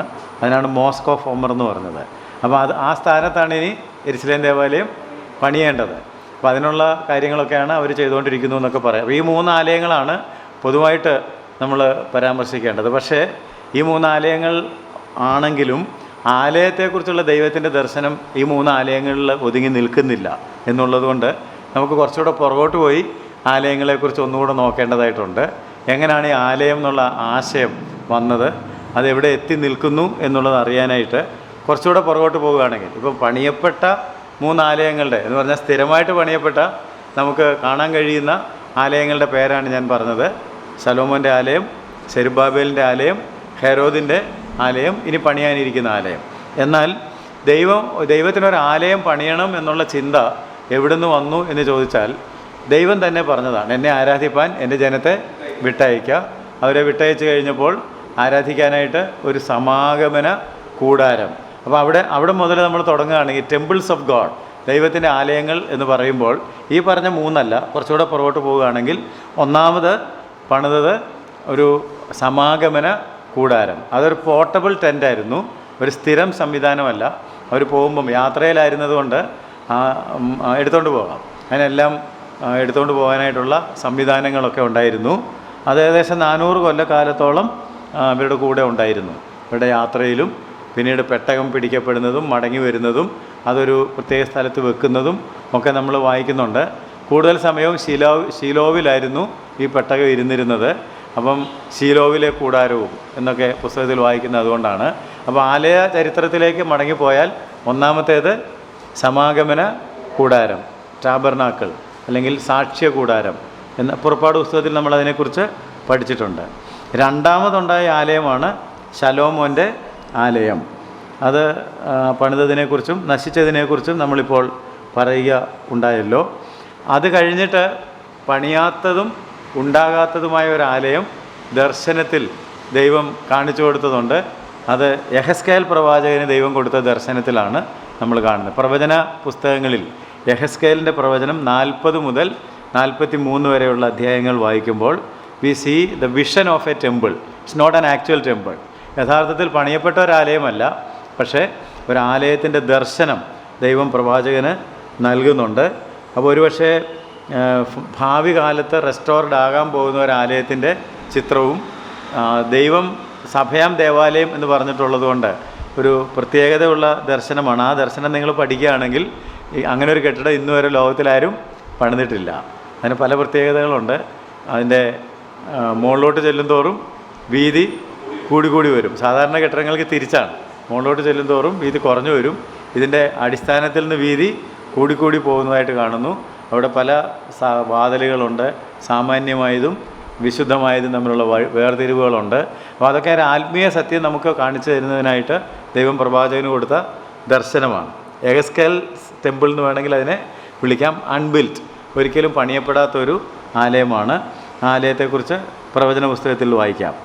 എന്നാൽ ഈ പ്രവാചകന്മാരുടെ കാലഘട്ടത്തിലാണ് ഇസ്രായേൽ ജനം ക്യാപ്റ്റിവിറ്റിയിലേക്ക് അല്ലെങ്കിൽ അവർ പ്രവാസത്തിലേക്ക് പോയതെന്നുള്ളതുകൊണ്ട് ഈ കാലഘട്ടത്തിലാണ് സെരുബ്ബാബേലിൻ്റെ ആലയം പണിയപ്പെടുന്നതിനും ശലോമോൻ്റെ ആലയം നിലവിൽ വരുന്നതിനും മുമ്പ് ഒരാലയത്തെക്കുറിച്ചുള്ള ദർശനം പ്രവാചകന് കിട്ടി. അത് പണിയപ്പെട്ടിട്ടില്ല എന്ന് ഞാൻ പറഞ്ഞു. പക്ഷേ അതിന് വിരുദ്ധമായിട്ട് ഈ ജനങ്ങൾ പോയ സ്ഥലങ്ങളിലൊക്കെ അവർ എന്ത് പണിതു? സിനഗോഗുകൾ പണിതു. സിനഗോഗുകൾ, പള്ളികൾ. അപ്പം നമ്മൾ പലപ്പോഴും പൗലോസ് പതിവ് പോലെ പള്ളിയിൽ പോയി എന്ന് വായിക്കുന്നത് ഈ യെരുശലേം ദേവാലയമല്ല. അവരെവിടെയൊക്കെ പോയോ അവിടെയൊക്കെ എന്ത് ചെയ്തു? പള്ളി പണിതു. മലയാളികളായിരിക്കുന്ന നിങ്ങൾക്ക് മട്ടാഞ്ചേരിയിൽ ഇപ്പോഴും ഒരു പള്ളി കാണാൻ സാധിക്കും, ചേന്നമംഗലത്തൊരു പള്ളി കാണാൻ സാധിക്കും. പണ്ട് കാലത്ത് മാളയിലും പല സ്ഥലങ്ങളിൽ പറവൂരിലും മട്ടാഞ്ചേരിയിലും ഒക്കെ ഉണ്ടായിരുന്നു. ഇപ്പോഴും മട്ടാഞ്ചേരിയിലെ പള്ളി നമുക്ക് കാണാൻ കഴിയും. നിങ്ങളാരെങ്കിലും പോയിട്ടുണ്ടെന്ന് എനിക്കറിയാൻ പാടില്ല. That's A synagogue. ഒരു സിനഗോഗ് എന്താണെന്ന് ചോദിച്ചാൽ അവിടെ യാഗമില്ല. യെരുശലേം ദേവാലയത്തിൽ യാഗങ്ങളും അവിടെ ദൈവം പറഞ്ഞിരുന്ന തരത്തിലുള്ള രീതിശാസ്ത്രങ്ങളൊക്കെ ഉണ്ട്. എന്നാൽ ഈ സിനഗോഗുകൾക്ക് അല്ലെങ്കിൽ പള്ളികൾക്ക്, യഹൂദന്മാരുടെ പള്ളികൾക്ക്, ഇപ്പോൾ പൗലോസ് തെസ്സലോനിക്കയിൽ ചെന്നപ്പോൾ അവിടെ യഹൂദന്മാരുടെ ഒരു പള്ളി കണ്ടു എന്ന് എഴുതിയിട്ടുണ്ട്. കൊരിന്തിൽ പല സ്ഥലങ്ങളിൽ. അപ്പോൾ യഹൂദന്മാർ ചെതറിപ്പോയ സ്ഥലങ്ങളിലൊക്കെ അവരെന്ത് പണിതു? പള്ളികൾ പണിതു, അല്ലെങ്കിൽ സിനഗോഗുകൾ പണിതു. അത് എന്തിനായിരുന്നെന്ന് ചോദിച്ചാൽ അവർക്ക് അവരുടെ വചനം പഠിക്കുന്നതിന്, തോറ, അവരുടെ തിരുവചനം പഠിക്കുന്നതിനും ദൈവത്തെ ആരാധിക്കുന്നതിനും മാത്രം അവർ ഒരുമിച്ച് കൂടിയിരുന്ന സ്ഥലങ്ങളാണ്. അപ്പോൾ അങ്ങനെയുള്ള ആലയങ്ങളാണ് പിൽക്കാലത്ത്, അല്ലെങ്കിൽ ശലോമോൻ്റെ ആലയം കഴിഞ്ഞിട്ട് പണിയപ്പെട്ട ആലയം ഏതാണെന്ന് ചോദിച്ചാൽ വ്യാപകമായിട്ട്, ലോകവ്യാപകമായിട്ട് എല്ലാ സ്ഥലങ്ങളിലും അവരെന്ത് പണിതു? അവർ പോയിടത്തൊക്കെ ദൈവ സ്പ്രെഡ് അബ്രോഡ്, അവരിങ്ങനെ സ്കാറ്റേഡായി. അവർ ചെന്നിടത്തൊക്കെ ദൈവത്തെ ആരാധിക്കണം എന്നുള്ള ബോധം അവർക്കുണ്ടായതുകൊണ്ട് ആ നാട്ടിലുള്ള ആളുകളുടെ അനുവാദത്തോടു കൂടി സ്ഥലം വാങ്ങി അവിടെയൊക്കെ അവർ സിനഗോഗ്, പള്ളികൾ പണിതിട്ടുണ്ട്. ആ പള്ളികളൊക്കെ പലതും നിലനിൽക്കുന്നുണ്ട്, ചിലതൊക്കെ ഇടിഞ്ഞു പോയിട്ടുണ്ട്. ചില സ്ഥലങ്ങളിൽ നിന്നൊക്കെ ആളുകൾ കൂട്ടമായിട്ട് അവരുടെ രാജ്യത്തേക്ക് മടങ്ങിപ്പോയപ്പോൾ ഇത് അന്യാധീനപ്പെട്ടു പോയിട്ടുണ്ട്. ടൂറിസ്റ്റ് ഡിപ്പാർട്ട്മെൻറ്റ് അത് ഏറ്റെടുത്ത് സംരക്ഷിക്കുന്നുണ്ട്. പക്ഷെ അതൊന്നും നമ്മുടെ വിഷയമല്ല. ഏതാണെങ്കിലും അങ്ങനെ വ്യാപകമായിട്ട് പള്ളികൾ പണിയപ്പെട്ടു. അവിടെ യാഗങ്ങൾ നടന്നിരുന്നില്ല, ആരാധനയും വചന പഠനവും ആണ് അവിടെ പ്രധാനമായിട്ട് നടന്നത്. മട്ടാഞ്ചേരി പോയാൽ നിങ്ങൾക്കെപ്പോഴും അവരുടെ തോറ കാണാനായിട്ട് സാധിക്കും. അത് ശനിയാഴ്ച നമ്മളെ അവിടെ കയറ്റുകയില്ല, കാരണം ആ ദിവസമാണ് അവരവിടെ പ്രാർത്ഥിക്കുന്നത്. അപ്പോൾ അങ്ങനെ ഉള്ള സിനഗോഗുകൾ പണിയപ്പെട്ടു. അപ്പോൾ ഞാൻ 4 കാര്യം പറഞ്ഞു. 1 ടാബർനാക്കിൾ അല്ലെങ്കിൽ സമാഗമന കൂടാരം, 2 ശലോമോൻ്റെ ആലയം, 3 പണിയപ്പെടാത്ത ദർശനത്തിൽ കണ്ട യെഹെസ്കേലിൻ്റെ ആലയം, 4 വ്യാപകമായിട്ട് പണിയപ്പെട്ട സിനഗോഗുകൾ അല്ലെങ്കിൽ യഹൂദന്മാരുടെ പള്ളികൾ. 5ാമതാണ് സെരുബ്ബാബേൽ. ഈ പ്രവാസത്തിൽ നിന്ന് മടങ്ങി വന്ന ആളുകൾ സെരുബ്ബാബേലിൻ്റെ നേതൃത്വത്തിൽ ഒരാലയം പണിതു. അതേക്കുറിച്ച് നമ്മളിപ്പം വായിക്കുകയുണ്ടായല്ലോ. എസ്രയുടെ പുസ്തകത്തിൽ 5ാം അധ്യായത്തിൽ നിന്നും 6ാം അധ്യായത്തിൽ നിന്നുമൊക്കെ സെരുബ്ബാബേൽ വന്ന് ഒരാലയം പണിതതിനെക്കുറിച്ച് വായിച്ചല്ലോ. 6ാമതായിട്ടാണ് നേരത്തെ ഞാൻ പറഞ്ഞ ഹേരോദിൻ്റെ ആലയം പണിയപ്പെട്ടത്. സെരുബ്ബാബേലിൻ്റെ ആലയത്തിന് ശേഷമാണ് ഹേരോദിൻ്റെ ആലയം പണിയപ്പെട്ടത്. ആ പള്ളിയിലാണ് യേശുക്രിസ്തു പോയതും യേശുക്രിസ്തു ഇടിഞ്ഞു പോകുമെന്ന് പറഞ്ഞതുമൊക്കെ. 2 പ്രാവശ്യം ആലയം ശുദ്ധീകരിക്കുന്നത് സുവിശേഷങ്ങൾ പരിശോധിച്ചാൽ നിങ്ങൾക്ക് കാണാൻ സാധിക്കും. നമുക്ക് 1-2 വാക്യങ്ങൾ ഇവിടെ വായിക്കുന്നത് നന്നായിരിക്കും. യോഹന്നാൻ്റെ സുവിശേഷം 2-ാം അധ്യായം 13 മുതലുള്ള വാക്യങ്ങൾ. യഹൂദന്മാരുടെ പെസഹ സമീപമാകൊണ്ട് യേശു യെരുശലേമിലേക്ക് പോയി ദേവാലയത്തിൽ കാള, ആട്, പ്രാവ് എന്നിവ വിൽക്കുന്നവരെയും അവിടെ ഇരിക്കുന്ന പൊൻവാണിപക്കാരെയും കണ്ടിട്ട് കയറുകൊണ്ടൊരു ചമ്മട്ടി ഉണ്ടാക്കി ആടുമാടുകളോട് കൂടെ എല്ലാവരെയും ദേവാലയത്തിൽ നിന്ന് പുറത്താക്കി. 20-ാം വാക്യം. യഹൂദന്മാർ അവനോട്, ഈ മന്ദിരം 46 സംവത്സരം കൊണ്ട് പണിതിരിക്കുന്നു, നീ 3 ദിവസത്തിനകം അതിനെ പണിയുമോ എന്ന് ചോദിച്ചു. അതിന് ഇടയ്ക്കുള്ള വാക്യങ്ങളും വായിച്ചോണം. അപ്പോൾ അവർ എത്ര സമയമെടുത്താണ് ഈ ആലയം പണിതതെന്നും എത്ര മെറ്റിക്കുലസ് ആയിട്ട് അത് പ്ലാൻ ചെയ്തിരുന്നു എന്നൊക്കെ ഉള്ളത് ആ വാക്യത്തിനകത്തുണ്ട്. വളരെ സമയമെടുത്ത് വളരെ ഭംഗിയായിട്ട് പണിതൊരാലയമാണ്. പക്ഷേ കർത്താവ് ഈ ആലയത്തെ നോക്കി ലൂക്കോസ് 19-ാം അധ്യായത്തിൻ്റെ 44-ാം വാക്യത്തിൽ ഇങ്ങനെ പറഞ്ഞു, നിങ്ങൾ കല്ലിന്മേൽ കല്ല് ശേഷിക്കാതിരിക്കുന്ന കാലം നിനക്ക് വരും. പിന്നെ അവൻ ദേവാലയത്തിൽ ചെന്ന് വിൽക്കുന്നവരെ പുറത്താക്കി തുടങ്ങി. അപ്പോൾ ഇവിടെ കല്ലിന്മേൽ കല്ല് ശേഷിക്കാതെ ഇടിഞ്ഞു പോകും. ചരിത്രം നിങ്ങൾ പഠിക്കുകയാണെങ്കിൽ കല്ലിന്മേൽ കല്ല് ശേഷിക്കാതെ ഇടിഞ്ഞു പോയത് എങ്ങനെ, അങ്ങനെ ഇടിഞ്ഞു പോയത് എങ്ങനെയാണെന്ന് ചോദിച്ചാൽ, ഞാൻ നേരത്തെ പറഞ്ഞായിരുന്നു കല്ലും സ്വർണവും ഉപയോഗിച്ചാണ് ഇത് പണിതത്. അപ്പോൾ ഇവരിത് ടൈറ്റസ് അറ്റാക്ക് ചെയ്തുകൊണ്ടിരുന്നപ്പോൾ ആലയത്തിന് കേട് വരുത്തരുതെന്നാണ് പറഞ്ഞിരുന്നത്. പക്ഷെ മദ്യലഹരിയിൽ ഒരു പട്ടാളക്കാരൻ ഇതിന് തീ ഇടാൻ ഇടയായി. തീയിട്ടപ്പോഴാണ് സ്വർണ്ണം ഉരുകി ഇറങ്ങുന്നത് കണ്ടത്. സ്വർണ്ണം ഉരുകി ഇറങ്ങുന്നത് കണ്ടപ്പോൾ ഇത് കല്ലിനിടയിലേക്കൊക്കെ പോയതുകൊണ്ട് എന്ത് ചെയ്യേണ്ടതായിട്ട് വന്നു? ഓരോ കല്ലും ഇളക്കി മാറ്റിയിട്ട് സ്വർണം മുഴുവൻ ശേഖരിക്കാനായിട്ട്. അപ്പോൾ കല്ലിന്മേൽ കല്ല് ശേഷിക്കാതെ അത് ഇടിഞ്ഞു പോകും എന്ന് കർത്താവ് പറഞ്ഞത് അക്ഷരം പ്രതി നടപ്പാകുന്നത് നമുക്ക് പിന്നീട് കാണാൻ സാധിക്കും. സ്വർണത്തിന് വേണ്ടി ഇടിച്ചത്, അല്ലാതെ ആക്രമണം നടത്തിയ ആൾ ഇടിക്കാൻ പറഞ്ഞിരുന്നില്ല.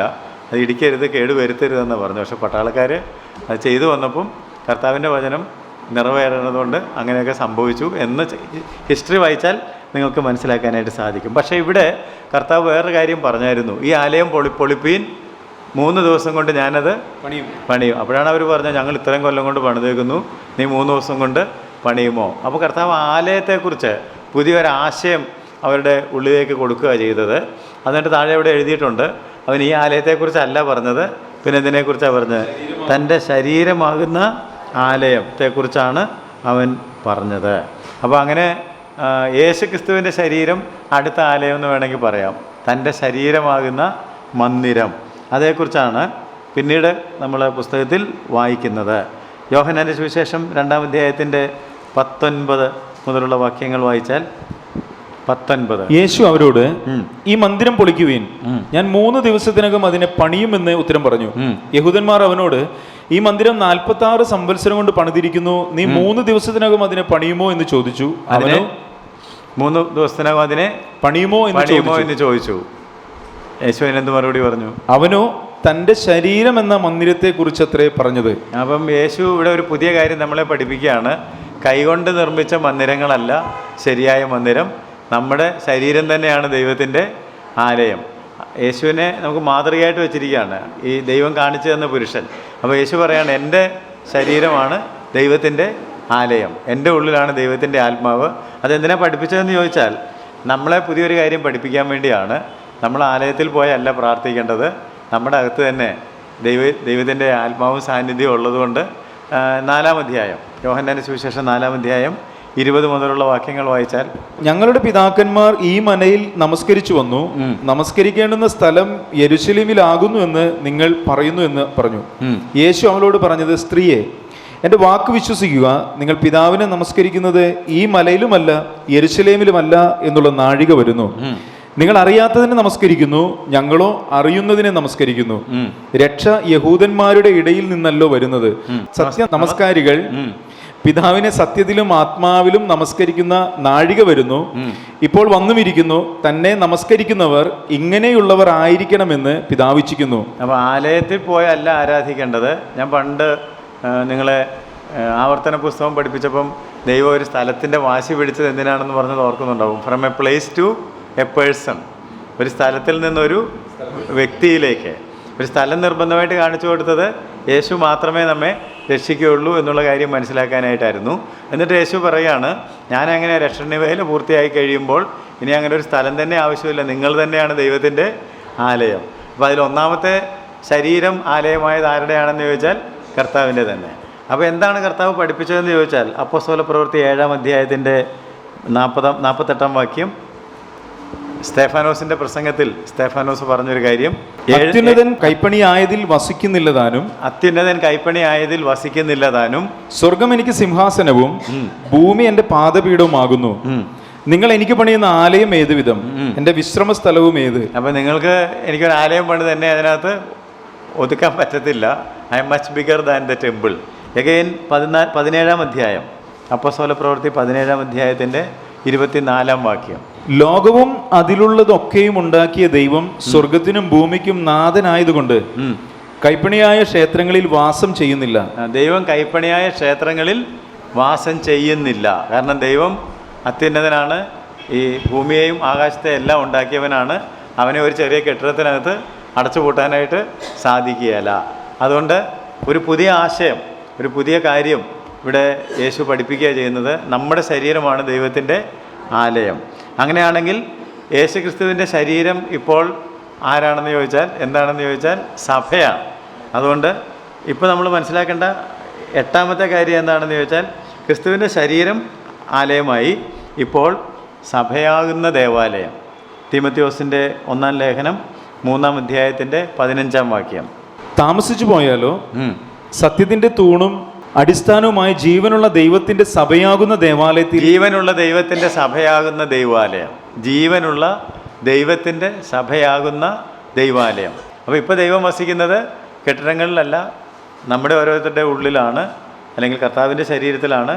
അപ്പോൾ കർത്താവ് തൻ്റെ ശരീരം യാഗമായിട്ട് അർപ്പിച്ച് കഴിഞ്ഞപ്പോൾ താൻ രക്തം കൊണ്ട് വാങ്ങിയ ആളുകളെല്ലാം കൂടെ ചേർന്നുണ്ടായതാണ് കർത്താവിൻ്റെ ശരീരം, സഭയാം ശരീരം. അപ്പോൾ അവിടെയാണ് ഇപ്പോൾ കർത്താവ് പിന്നെ വസിക്കുന്നത്. അപ്പോൾ അതുകൊണ്ട് 2 or 3 പേർ അവൻ്റെ നാമത്തിൽ കൂടുമ്പോൾ സഭയായി, അതിൻ്റെ നടുവിൽ കർത്താവുണ്ട്, ദൈവാലയം. എന്നാൽ ഈ വന്നിരിക്കുന്ന ഓരോ ആളുകളും ദൈവത്തിൻ്റെ ആലയമാണെന്നും നാം വായിക്കുന്നുണ്ട്. Every Christian is A temple. 1 കൊരിന്ത്യ ലേഖനം 6-ാം അധ്യായത്തിൻ്റെ 19-ാം വാക്യം. ദൈവത്തിന്റെ ദാനമായി നിങ്ങളിലിരിക്കുന്ന പരിശുദ്ധാത്മാവിന്റെ മന്ദിരമാകുന്നു നിങ്ങളുടെ ശരീരമെന്നും നിങ്ങളെ വിലയ്ക്ക് വാങ്ങിയിരിക്കാൻ നിങ്ങൾ താന്താങ്ങൾക്കുള്ളവരല്ല എന്നും അറിയുന്നില്ലയോ? അപ്പോൾ 9 ആലയങ്ങളെക്കുറിച്ച് ഇതിനോടകം ഞാൻ നിങ്ങളോട് പറഞ്ഞു കഴിഞ്ഞു. 1 സമാഗമന കൂടാരം, 2 ശലോമോൻ്റെ ദേവാലയം, 3 പണിയപ്പെടാത്ത ദർശനത്തിൽ കണ്ട യെഹെസ്കേലിൻ്റെ ആലയം, 4 സിനഗോഗുകൾ അല്ലെങ്കിൽ വ്യാപകമായിട്ട് പണിത പള്ളികൾ, 5 സെരുബ്ബാബേൽ പണിത ആലയം, 6 ഹെരോദ് പണിത ആലയം, 7 ക്രിസ്തുവിൻ്റെ ശരീരം, 8 സഭയാം ദൈവാലയം, 9 എവ്രി ക്രിസ്ത്യൻ, എല്ലാ വിശ്വാസികളും ദൈവത്തിൻ്റെ ആലയമാണ്. 10 എന്തുകൊണ്ടാണ് ഈ ആശയങ്ങളെല്ലാം, ആലയത്തെക്കുറിച്ചുള്ള ആശയങ്ങളെല്ലാം മനുഷ്യർക്ക് ദൈവം ഇങ്ങനെ കൊടുത്തതെന്ന് ചോദിച്ചാൽ, സ്വർഗത്തിലൊരു ദൈവാലയമുണ്ട്. There is a temple in heaven. സ്വർഗത്തിലൊരു ദൈവാലയമുണ്ട്.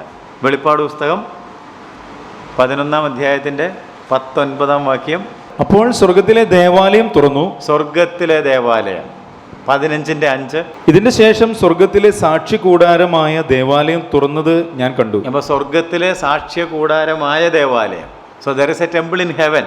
സ്വർഗത്തിലൊരു ദേവാലയം ഉണ്ട്. അവിടെയാണ് പോയി നമ്മൾ ആരാധിക്കാൻ പോകുന്നത് എന്നുള്ളത് കൊണ്ടാണ് ഇവിടെ ഒരു ആലയം പണിയാനും നമ്മുടെ ശരീരം തന്നെ ദൈവാലയമാക്കാനും ഒക്കെ ദൈവം നമ്മളോട് ആവശ്യപ്പെടുന്നത് എന്നുള്ള കാര്യം നിങ്ങൾ ഓർത്തിരിക്കണം. അല്ല, ഇവിടെ പണിത ആലയങ്ങളൊക്കെ എന്തിൻ്റെ മോഡലിലാണ് പണിതത്? സ്വർഗത്തിൽ. എബ്രായ ലേഖനം 9-ാം അധ്യായത്തിൻ്റെ 23-ാം വാക്യം.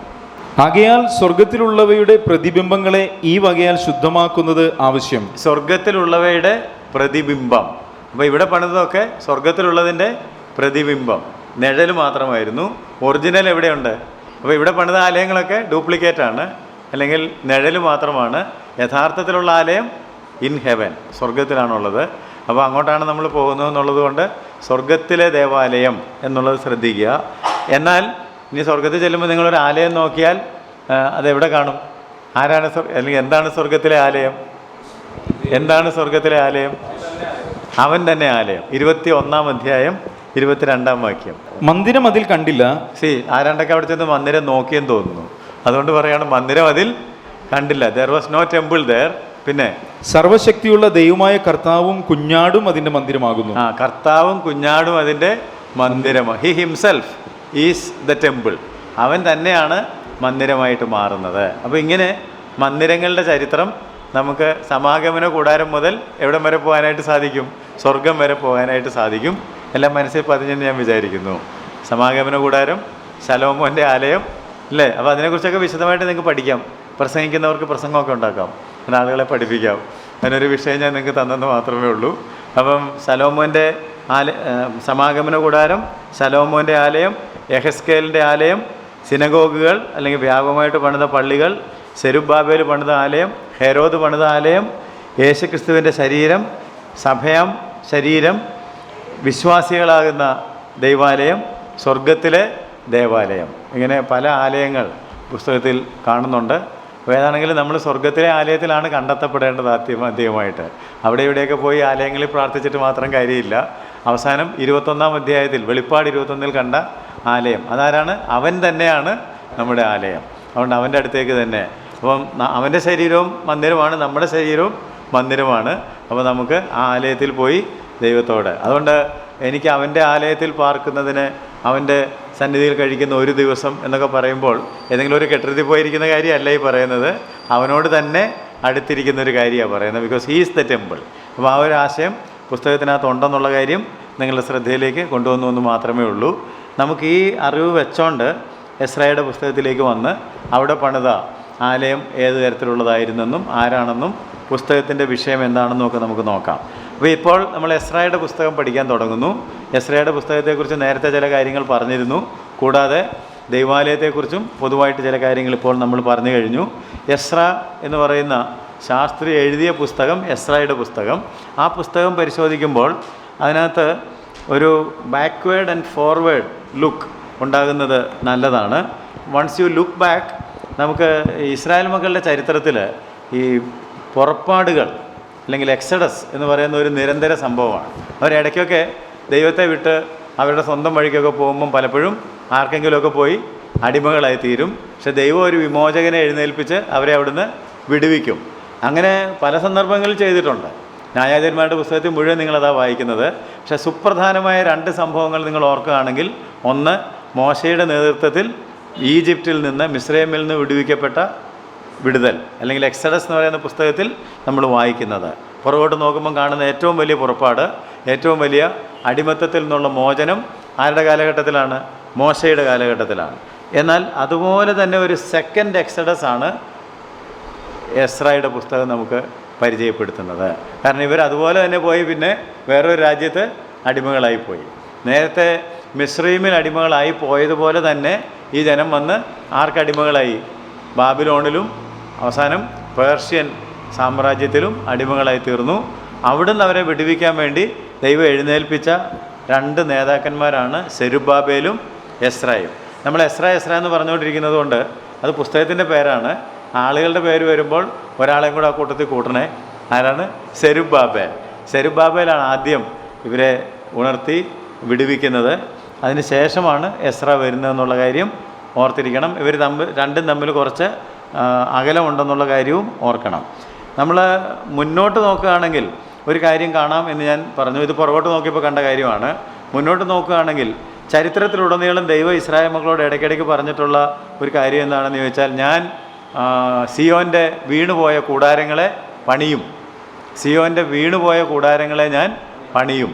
അത് ദൈവത്തിൻ്റെ ഒരു ദൗത്യമാണ്. ഇവർ വീഴും, ദൈവം പണിയും. ഇവർ വീഴും, ദൈവം എഴുന്നേൽപ്പിക്കും. To err is human, to forgive divine എന്ന് പറഞ്ഞ പോലെ നമ്മുടെ കയ്യിലിരിപ്പാണ് എപ്പോഴെപ്പോഴും തെറ്റ് ചെയ്യുക, വീഴുക, അടിമത്തത്തിലാകുക. എന്നാൽ ദൈവം അങ്ങനെ ആകാനായിട്ട് നമ്മളെ തള്ളിക്കളയുന്നില്ല.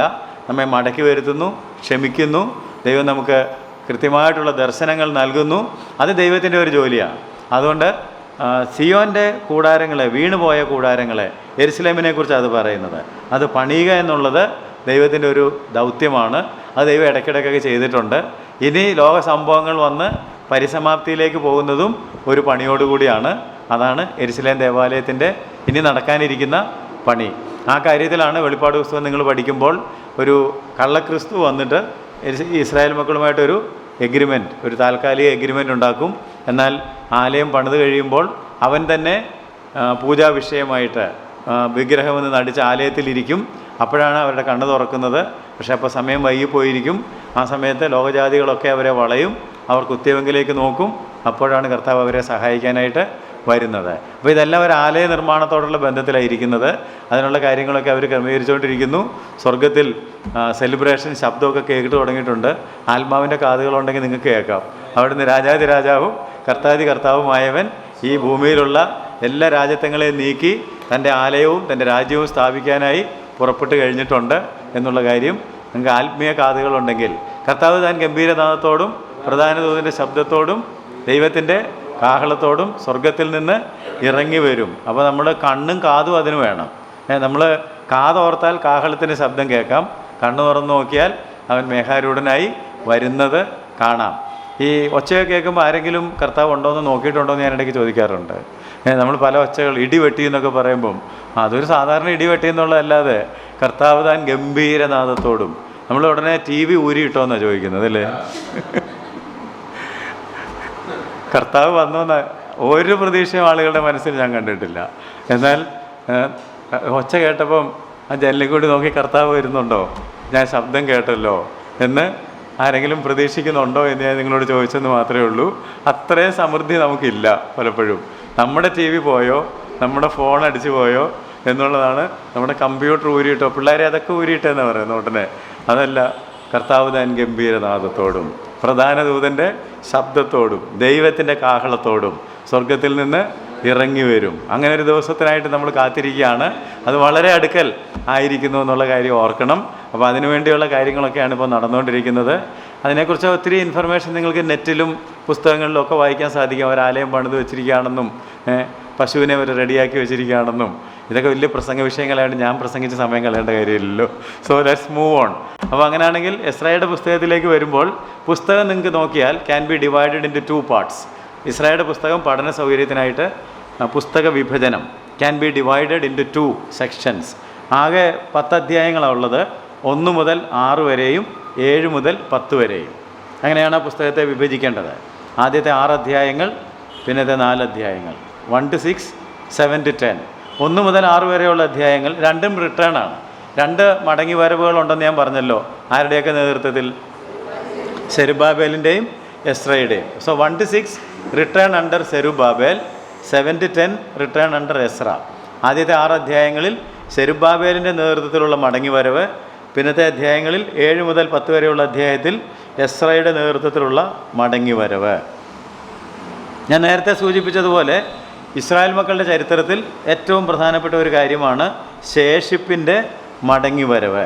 അവർ ക്യാപ്റ്റിവിറ്റിയിലേക്ക്, പ്രവാസത്തിലേക്ക് പോകുമെന്ന് മാത്രമല്ല, അവിടുന്ന് മടങ്ങി വരുമെന്നും വളരെ കാലം മുമ്പ് തന്നെ പ്രവാചകന്മാരിൽ കൂടി ദൈവം പ്രവചിച്ചിട്ടുണ്ട്. നമുക്ക് ചില പ്രവചനങ്ങൾ ഓടിച്ചൊന്ന് നോക്കുന്നത് നന്നായിരിക്കും, ഇങ്ങനെ ദൈവം പറഞ്ഞിട്ടുണ്ടോ എന്നറിയാൻ. ഒരു രാജാവ് ജനിക്കുന്നതിന് ഏതാണ്ട് 100-150 വർഷം മുമ്പ് ദൈവം രാജാവിൻ്റെ പേരും രാജാവ് ചെയ്യാൻ പോകുന്ന കാര്യവും ഒക്കെ പ്രവാചകൻ വഴി വെളിപ്പെടുത്തുന്നത് നോക്കുക. ഇപ്പോൾ ഞാനിത്ര ധൈര്യമായിട്ട് കർത്താവ് താൻ ഗംഭീരനാഥത്തോടും എന്നൊക്കെ പറയുകയും നിങ്ങൾ കൈയോർത്തി സ്തോത്രം പറയുകയും ചെയ്തത് എന്തുകൊണ്ടാണെന്ന് ചോദിച്ചാൽ, ഇതുവരെയുള്ള പ്രവചനങ്ങളൊക്കെ നടന്നിട്ടുണ്ടെങ്കിൽ ഇനിയും ഉള്ളതും നടക്കും. അവൻ വരുമെന്ന് പറഞ്ഞാൽ അവൻ തീർച്ചയായിട്ടും വരും. അവൻ അവിടുന്ന് പുറപ്പെട്ടു എന്ന് പറഞ്ഞാൽ പുറപ്പെട്ടു. കാരണം ഇതുവരെ പറഞ്ഞ ഒരു പ്രവചനവും പാഴായി പോയിട്ടില്ല. എല്ലാം അക്ഷരം പ്രതി. കല്ലിന്മേൽ കല്ല് ശേഷിക്കുകയെന്ന് പറഞ്ഞാൽ കല്ലിന്മേൽ കല്ലില്ലാതെ ഇരിക്കുക. അപ്പോൾ പിന്നെ അവൻ വരുമെന്ന് പറഞ്ഞാൽ വരാതിരിക്കുമോ? അവൻ തന്നെ നമ്മളോട് പറഞ്ഞിരിക്കുകയാണ് ഞാൻ വരുമെന്ന്. അതുകൊണ്ട് തീർച്ചയായിട്ടും ഇതെല്ലാം സംഭവിക്കുന്ന കാര്യങ്ങളാണ്. അതേക്കുറിച്ച് ഒരു ഐഡിയ കിട്ടാൻ വേണ്ടി ഈ രാജാവും ഈ പ്രവാസവും ഉണ്ടാകുന്നതിന് എത്രയോ കൊല്ലം മുമ്പ്, അറ്റ്ലീസ്റ്റ് 100 കൊല്ലങ്ങൾക്കെങ്കിലും മുമ്പ്, ഏതാണ്ട് ഒരു 200 കൊല്ലം വേണമെങ്കിൽ നമുക്ക് കറക്റ്റ് നോക്കിയാൽ കണക്കാക്കാനായിട്ട് പറ്റും, മുമ്പ് യെശയ്യാവ്, ഇരമ്യാവ് ഒക്കെ പറഞ്ഞ ചില വചനങ്ങളൊന്ന് ഓടിച്ച് നോക്കുന്നത് നല്ലതാണ്. യെശയ്യാവ് 44-ാം അധ്യായത്തിൻ്റെ 28-ാം വാക്യം മുതൽ 45-ൻ്റെ 4 വരെ. അധ്യായം അവിടെ കിടക്കുന്നതുകൊണ്ട് ആശയം മുറിഞ്ഞു. അതുകൊണ്ട് 44-ൻ്റെ ലാസ്റ്റ് വേഴ്സ്, കോരശ് എൻ്റെ ഇടയൻ, അവൻ എൻ്റെ ഹിതമൊക്കെയും നിവർത്തിക്കുമെന്നും യെരുശലേം പണിയപ്പെടും, മന്ദിരത്തിന് അടിസ്ഥാനമിടുമെന്ന് ഞാൻ കൽപ്പിക്കുന്നു. ശ്രദ്ധിക്കുക, 44-ാം അധ്യായത്തിൻ്റെ 28 അവസാനത്തെ വാക്യം നമ്മൾ വായിച്ചത്. കോരശ് എന്ന് പറയുന്നത് ഇപ്പോൾ പേർഷ്യ ഭരിച്ചുകൊണ്ടിരിക്കുന്ന, ഇംഗ്ലീഷിൽ നിങ്ങൾ പറയുന്ന സൈറസ് എന്ന് പറയുന്ന രാജാവാണ്. ആ രാജാവ് ജനിക്കുന്നതിന് 100 വർഷങ്ങൾക്ക് മുമ്പ്, 100-150 വർഷങ്ങൾക്ക് മുമ്പ് ദൈവം പറയുകയാണ്, അങ്ങനെ ഒരു രാജാവ് ഉണ്ടാകും, അവൻ എൻ്റെ ദാസനാണ്, അവൻ എൻ്റെ ഇഷ്ടം ചെയ്യും, അവൻ്റെ കാലത്ത് ജനം മടങ്ങി വരും. അപ്പോൾ ഇവരെപ്പോൾ പ്രവാസത്തിൽ പോകുമെന്നും എപ്പം മടങ്ങി വരുമെന്നും ആർക്കറിയാം? ആലയത്തിന് കല്ലിടും ഒക്കെ വായിക്കാം. നമുക്ക് 44-ൻ്റെ 28 മുതൽ 45-ൻ്റെ 4 വരെ തുടർച്ചയായിട്ട് വായിക്കും. കോരശ് എൻ്റെ ഇടയൻ, അവൻ എൻ്റെ ഹിതമൊക്കെയും നിവർത്തിക്കുമെന്നും യെരുശലേം പണിയപ്പെടും, മന്ദിരത്തിന് അടിസ്ഥാനമിടുമെന്നും ഞാൻ കൽപ്പിക്കുന്നു. യഹോവ തൻ്റെ അഭിഷിക്തനായ കോരശിനോട് ഇപ്രകാരം അരുളി ചെയ്യുന്നു. അപ്പോൾ ഈ കോരശിനെ ദൈവത്തിൻ്റെ അഭിഷിക്തനായിട്ടാണ് നിർത്തിയേക്കുന്നത്. കാരണം അവൻ ദൈവം പറയുന്ന ആലോചനകളൊക്കെ നിവർത്തിക്കുന്നത് കൊണ്ട്. വായിച്ചോളൂ. അവൻ ജാതികളെ കീഴടക്കി രാജാക്കന്മാരുടെ അരക്കച്ചകളെ അഴിക്കേണ്ടതിനും കതകുകൾ അവന് തുറന്നിരിക്കേണ്ടതിനും വാതിലുകൾ അടയാതിരിക്കേണ്ടതിനും ഞാൻ അവന്റെ വലങ്കൈ പിടിച്ചിരിക്കുന്നു. ഞാൻ നിനക്ക് മുമ്പായി ചെന്ന് ദുർഘടങ്ങളെ നിരപ്പാക്കുകയും താമ്രവാതിലുകളെ തകർത്ത് ഇരുമ്പോടാമ്പലുകളെ ഖണ്ഡിച്ച് കളയുകയും ചെയ്യും. നിന്നെ പേര് ചൊല്ലി വിളിക്കുന്ന ഞാൻ യഹോവ, ഇസ്രായേലിന്റെ ദൈവം തന്നെ എന്ന് നീ അറിയേണ്ടതിന് ഞാൻ നിനക്ക് ഇരുട്ടിലെ നിക്ഷേപങ്ങളെയും മറവിടത്തിലെ ഗുപ്തനിധികളെയും തരും. അപ്പോൾ ഇതൊക്കെ നമ്മൾ ആത്മീയമായിട്ട് നമ്മൾ അവകാശപ്പെടുത്താറുണ്ട്. ഞാൻ നിനക്ക് മുമ്പായി ചെന്ന് വാതിലുകളെ തുറക്കും, നിക്ഷേപങ്ങളെ തരും. അപ്പോൾ നമുക്കൊരു സ്തോത്രം എന്നൊക്കെ നമ്മൾ പറയും. കാരണം ഇതെല്ലാം എനിക്ക് ദൈവം തരാം. പക്ഷേ കോണ്ടെക്സ്റ്റിൽ നിങ്ങളത് പഠിക്കണം. അത് പറഞ്ഞത് തെറ്റാണെന്ന് ഞാൻ പറഞ്ഞില്ല. നമ്മൾ പ്രവചന പുസ്തകം പഠിക്കുമ്പോൾ അതെങ്ങനെയാണ് കാണേണ്ടതെന്നുള്ളത്. പക്ഷെ ഒരു കാര്യം അറിഞ്ഞിരിക്കേണ്ടത്, ഏത് പ്രവചനത്തിനും ഒരു കോണ്ടെക്സ്റ്റുവൽ മീനിങ് ഉണ്ട്, അല്ലേ? ആ കാലഘട്ടത്തോടും സംഭവങ്ങളോടും ഉള്ള ബന്ധത്തിലൊരർത്ഥമുണ്ട്. പിന്നെ ഒരു നിത്യസത്യം അതിനകത്തുണ്ട്. നിത്യസത്യം എന്നുള്ള അർത്ഥത്തിൽ നമുക്ക് ഇതെല്ലാം അവകാശപ്പെട്ടതാണെന്ന് പറയുന്നതിനകത്ത് തെറ്റില്ല.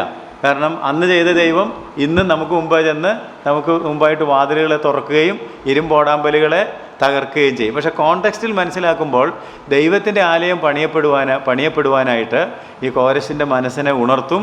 അവൻ അതിനുള്ള നടപടികൾ സ്വീകരിക്കും, ജനത്തിന് അതിനുള്ള അനുഗ്രഹങ്ങൾ ലഭിക്കും, അവർ മടങ്ങി വരും, ഇത് പണിയും എന്ന് ദൈവം നേരത്തെ തന്നെ കണ്ടുവച്ചിരിക്കുകയാണ്. ഇതെല്ലാം ദൈവത്തിന്, അതുകൊണ്ടാണ് അവൻ ആരംഭത്തിൽ തന്നെ അവസാനം കാണുന്നു. ദൈവം എല്ലാം തുടങ്ങുന്നതിന് മുമ്പേ അങ്ങേ അറ്റം വരെ ദൈവത്തിന് അറിയാം ഇതെങ്ങനെയൊക്കെ സംഭവിക്കുമെന്നുള്ളത്. 13-ാം വാക്യം, 45:13. ഞാൻ നീതിയിൽ അവനെ ഉണർത്തിയിരിക്കുന്നു, അവൻ്റെ വഴികളൊക്കെ ഞാൻ നിരപ്പാക്കും. അവൻ എൻ്റെ നഗരം പണിയും, വിലയും സമ്മാനവും വാങ്ങാതെ അവൻ എൻ്റെ പ്രവാസികളെ വിട്ടയക്കും എന്ന് സൈന്യങ്ങളുടെ യഹോവ അരുളി ചെയ്യുന്നു. അപ്പോൾ ഒരു കൂലിയും മേടിക്കാതെ അവരെ വിട്ടയക്കും, അവർ മടങ്ങി വരും, അവർ ആലയം പണിയും. യിരെമ്യാവിൻ്റെ പുസ്തകം 25-ാം അധ്യായത്തിൻ്റെ 11-12 വാക്യങ്ങൾ. ഈ ദേശമൊക്കെയും ശൂന്യവും സ്തംഭനഹേതുവുമാകും. ഈ ജാതികൾ ബാബേൽ രാജാവിനെ 70 സംവത്സരം സേവിക്കുമെന്ന് യഹോവയുടെ അരുളപ്പാട്. 70 സംവത്സരം തികയുമ്പോൾ ഞാൻ ബാബേൽ രാജാവിനെയും ആ ജാതിയെയും കൽദയരുടെ ദേശത്തെയും അവരുടെ അകൃത്യ നിമിത്തം സന്ദർശിച്ച് അതിനെ ശാശ്വത ശൂന്യമാക്കി തീർക്കുമെന്നും യഹോവയുടെ അരുളപ്പാട്. അപ്പോൾ എത്ര കാലം പ്രവാസത്തിൽ ഇരിക്കുമെന്നുള്ളതും കൃത്യമായിട്ട് ദൈവം പറഞ്ഞിട്ടുണ്ട്. ആ വർഷം കഴിയുമ്പോൾ അങ്ങനെ തന്നെ സംഭവിച്ചു എന്ന് ചരിത്രം അറിയാവുന്ന ആളുകൾക്ക് മനസ്സിലാകും. 29-ാം അധ്യായത്തിൻ്റെ 10-11, 29:10 ആ വാക്യം നിങ്ങൾക്ക് യഹോവ ഇപ്രകാരം അരുളി ചെയ്യുന്നു, ബാബേലിലെ 70 സംവത്സരം കഴിഞ്ഞ ശേഷമോ ഞാൻ നിങ്ങളെ സന്ദർശിച്ച് ഈ സ്ഥലത്തേക്ക് മടക്കി വരുത്തുമെന്ന് നിങ്ങളോടുള്ള എൻ്റെ വചനം ഞാൻ നിവർത്തിക്കുകയുള്ളൂ. നിങ്ങൾ പ്രത്യാശിക്കുന്ന ശുഭഭാവി വരുവാൻ തക്കവണ്ണം ഞാൻ നിങ്ങളെക്കുറിച്ച് നിരൂപിക്കുന്ന നിരൂപണങ്ങൾ ഇന്നവ എന്ന് ഞാൻ അറിയുന്നു. അവ തിന്മയ്ക്കല്ല നന്മയ്ക്കത്രയുള്ള നിരൂപണങ്ങൾ എന്ന് യഹോവയുടെ അരുളപ്പാട്. ആ വാക്യം എല്ലാവർക്കും ഇഷ്ടമുള്ള വാക്യമാണ്. നിങ്ങൾ പ്രതീക്ഷിക്കുന്ന ശുഭഭാവി. അപ്പോൾ നമ്മൾ പ്രൈസ് ദി ലോർഡ് എന്ന് പറയും, കാരണം എൻ്റെ ഭാവി നന്നാകുമെന്നാണ് നമ്മൾ. പക്ഷെ അതും കോണ്ടെക്സ്റ്റുവലായിട്ട് നിങ്ങൾ എടുക്കുമ്പോൾ ഇസ്രായേൽ മക്കൾ പ്രവാസത്തിലിരുന്നപ്പോൾ അവർക്കൊരു പ്രതീക്ഷയുണ്ടായിരുന്നു. അതാണ് അവർ പ്രതീക്ഷിച്ച ശുഭഭാവി. എന്താണത്? അവരുടെ ദൈവത്തിൻ്റെ ആലയം പണിയപ്പെടണം, അവർക്ക് അവരുടെ ദേശത്തേക്ക് മടങ്ങിപ്പോകണം, അവർ ചെയ്ത തെറ്റുകളെക്കുറിച്ചൊക്കെ അവർക്കൊരു അനുതാപം ഉണ്ടായിരുന്നു. തീർച്ചയായിട്ടും ദൈവം അത് കേട്ട് അവരെ അങ്ങോട്ട് മടക്കി കൊണ്ടുപോകും. ഈ കാര്യങ്ങൾ മനസ്സിൽ വെച്ചുകൊണ്ട് എസ്രായുടെ പുസ്തകം 1-ാം അധ്യായത്തിൻ്റെ 1-2 വാക്യങ്ങൾ വായിച്ചാൽ ഇതെങ്ങനെയാണ് നിവൃത്തീകരിക്കപ്പെട്ടതെന്നുള്ളത് കൃത്യമായിട്ട് കാണാൻ സാധിക്കും. യിരെമ്യാ മുഖാന്തരമുണ്ടായ യഹോവയുടെ അരുളപ്പാട് നിവൃത്തിയാകേണ്ടതിന്. അതാണിപ്പോൾ ഞാൻ നിങ്ങളെ അല്പമായിട്ടൊന്ന് വായിച്ച് കേൾപ്പിച്ചത്. യിരെമ്യാവ് മുഖാന്തരം ഉണ്ടായ യഹോവയുടെ അരുളപ്പാട് നിവൃത്തിയാകേണ്ടതിന്.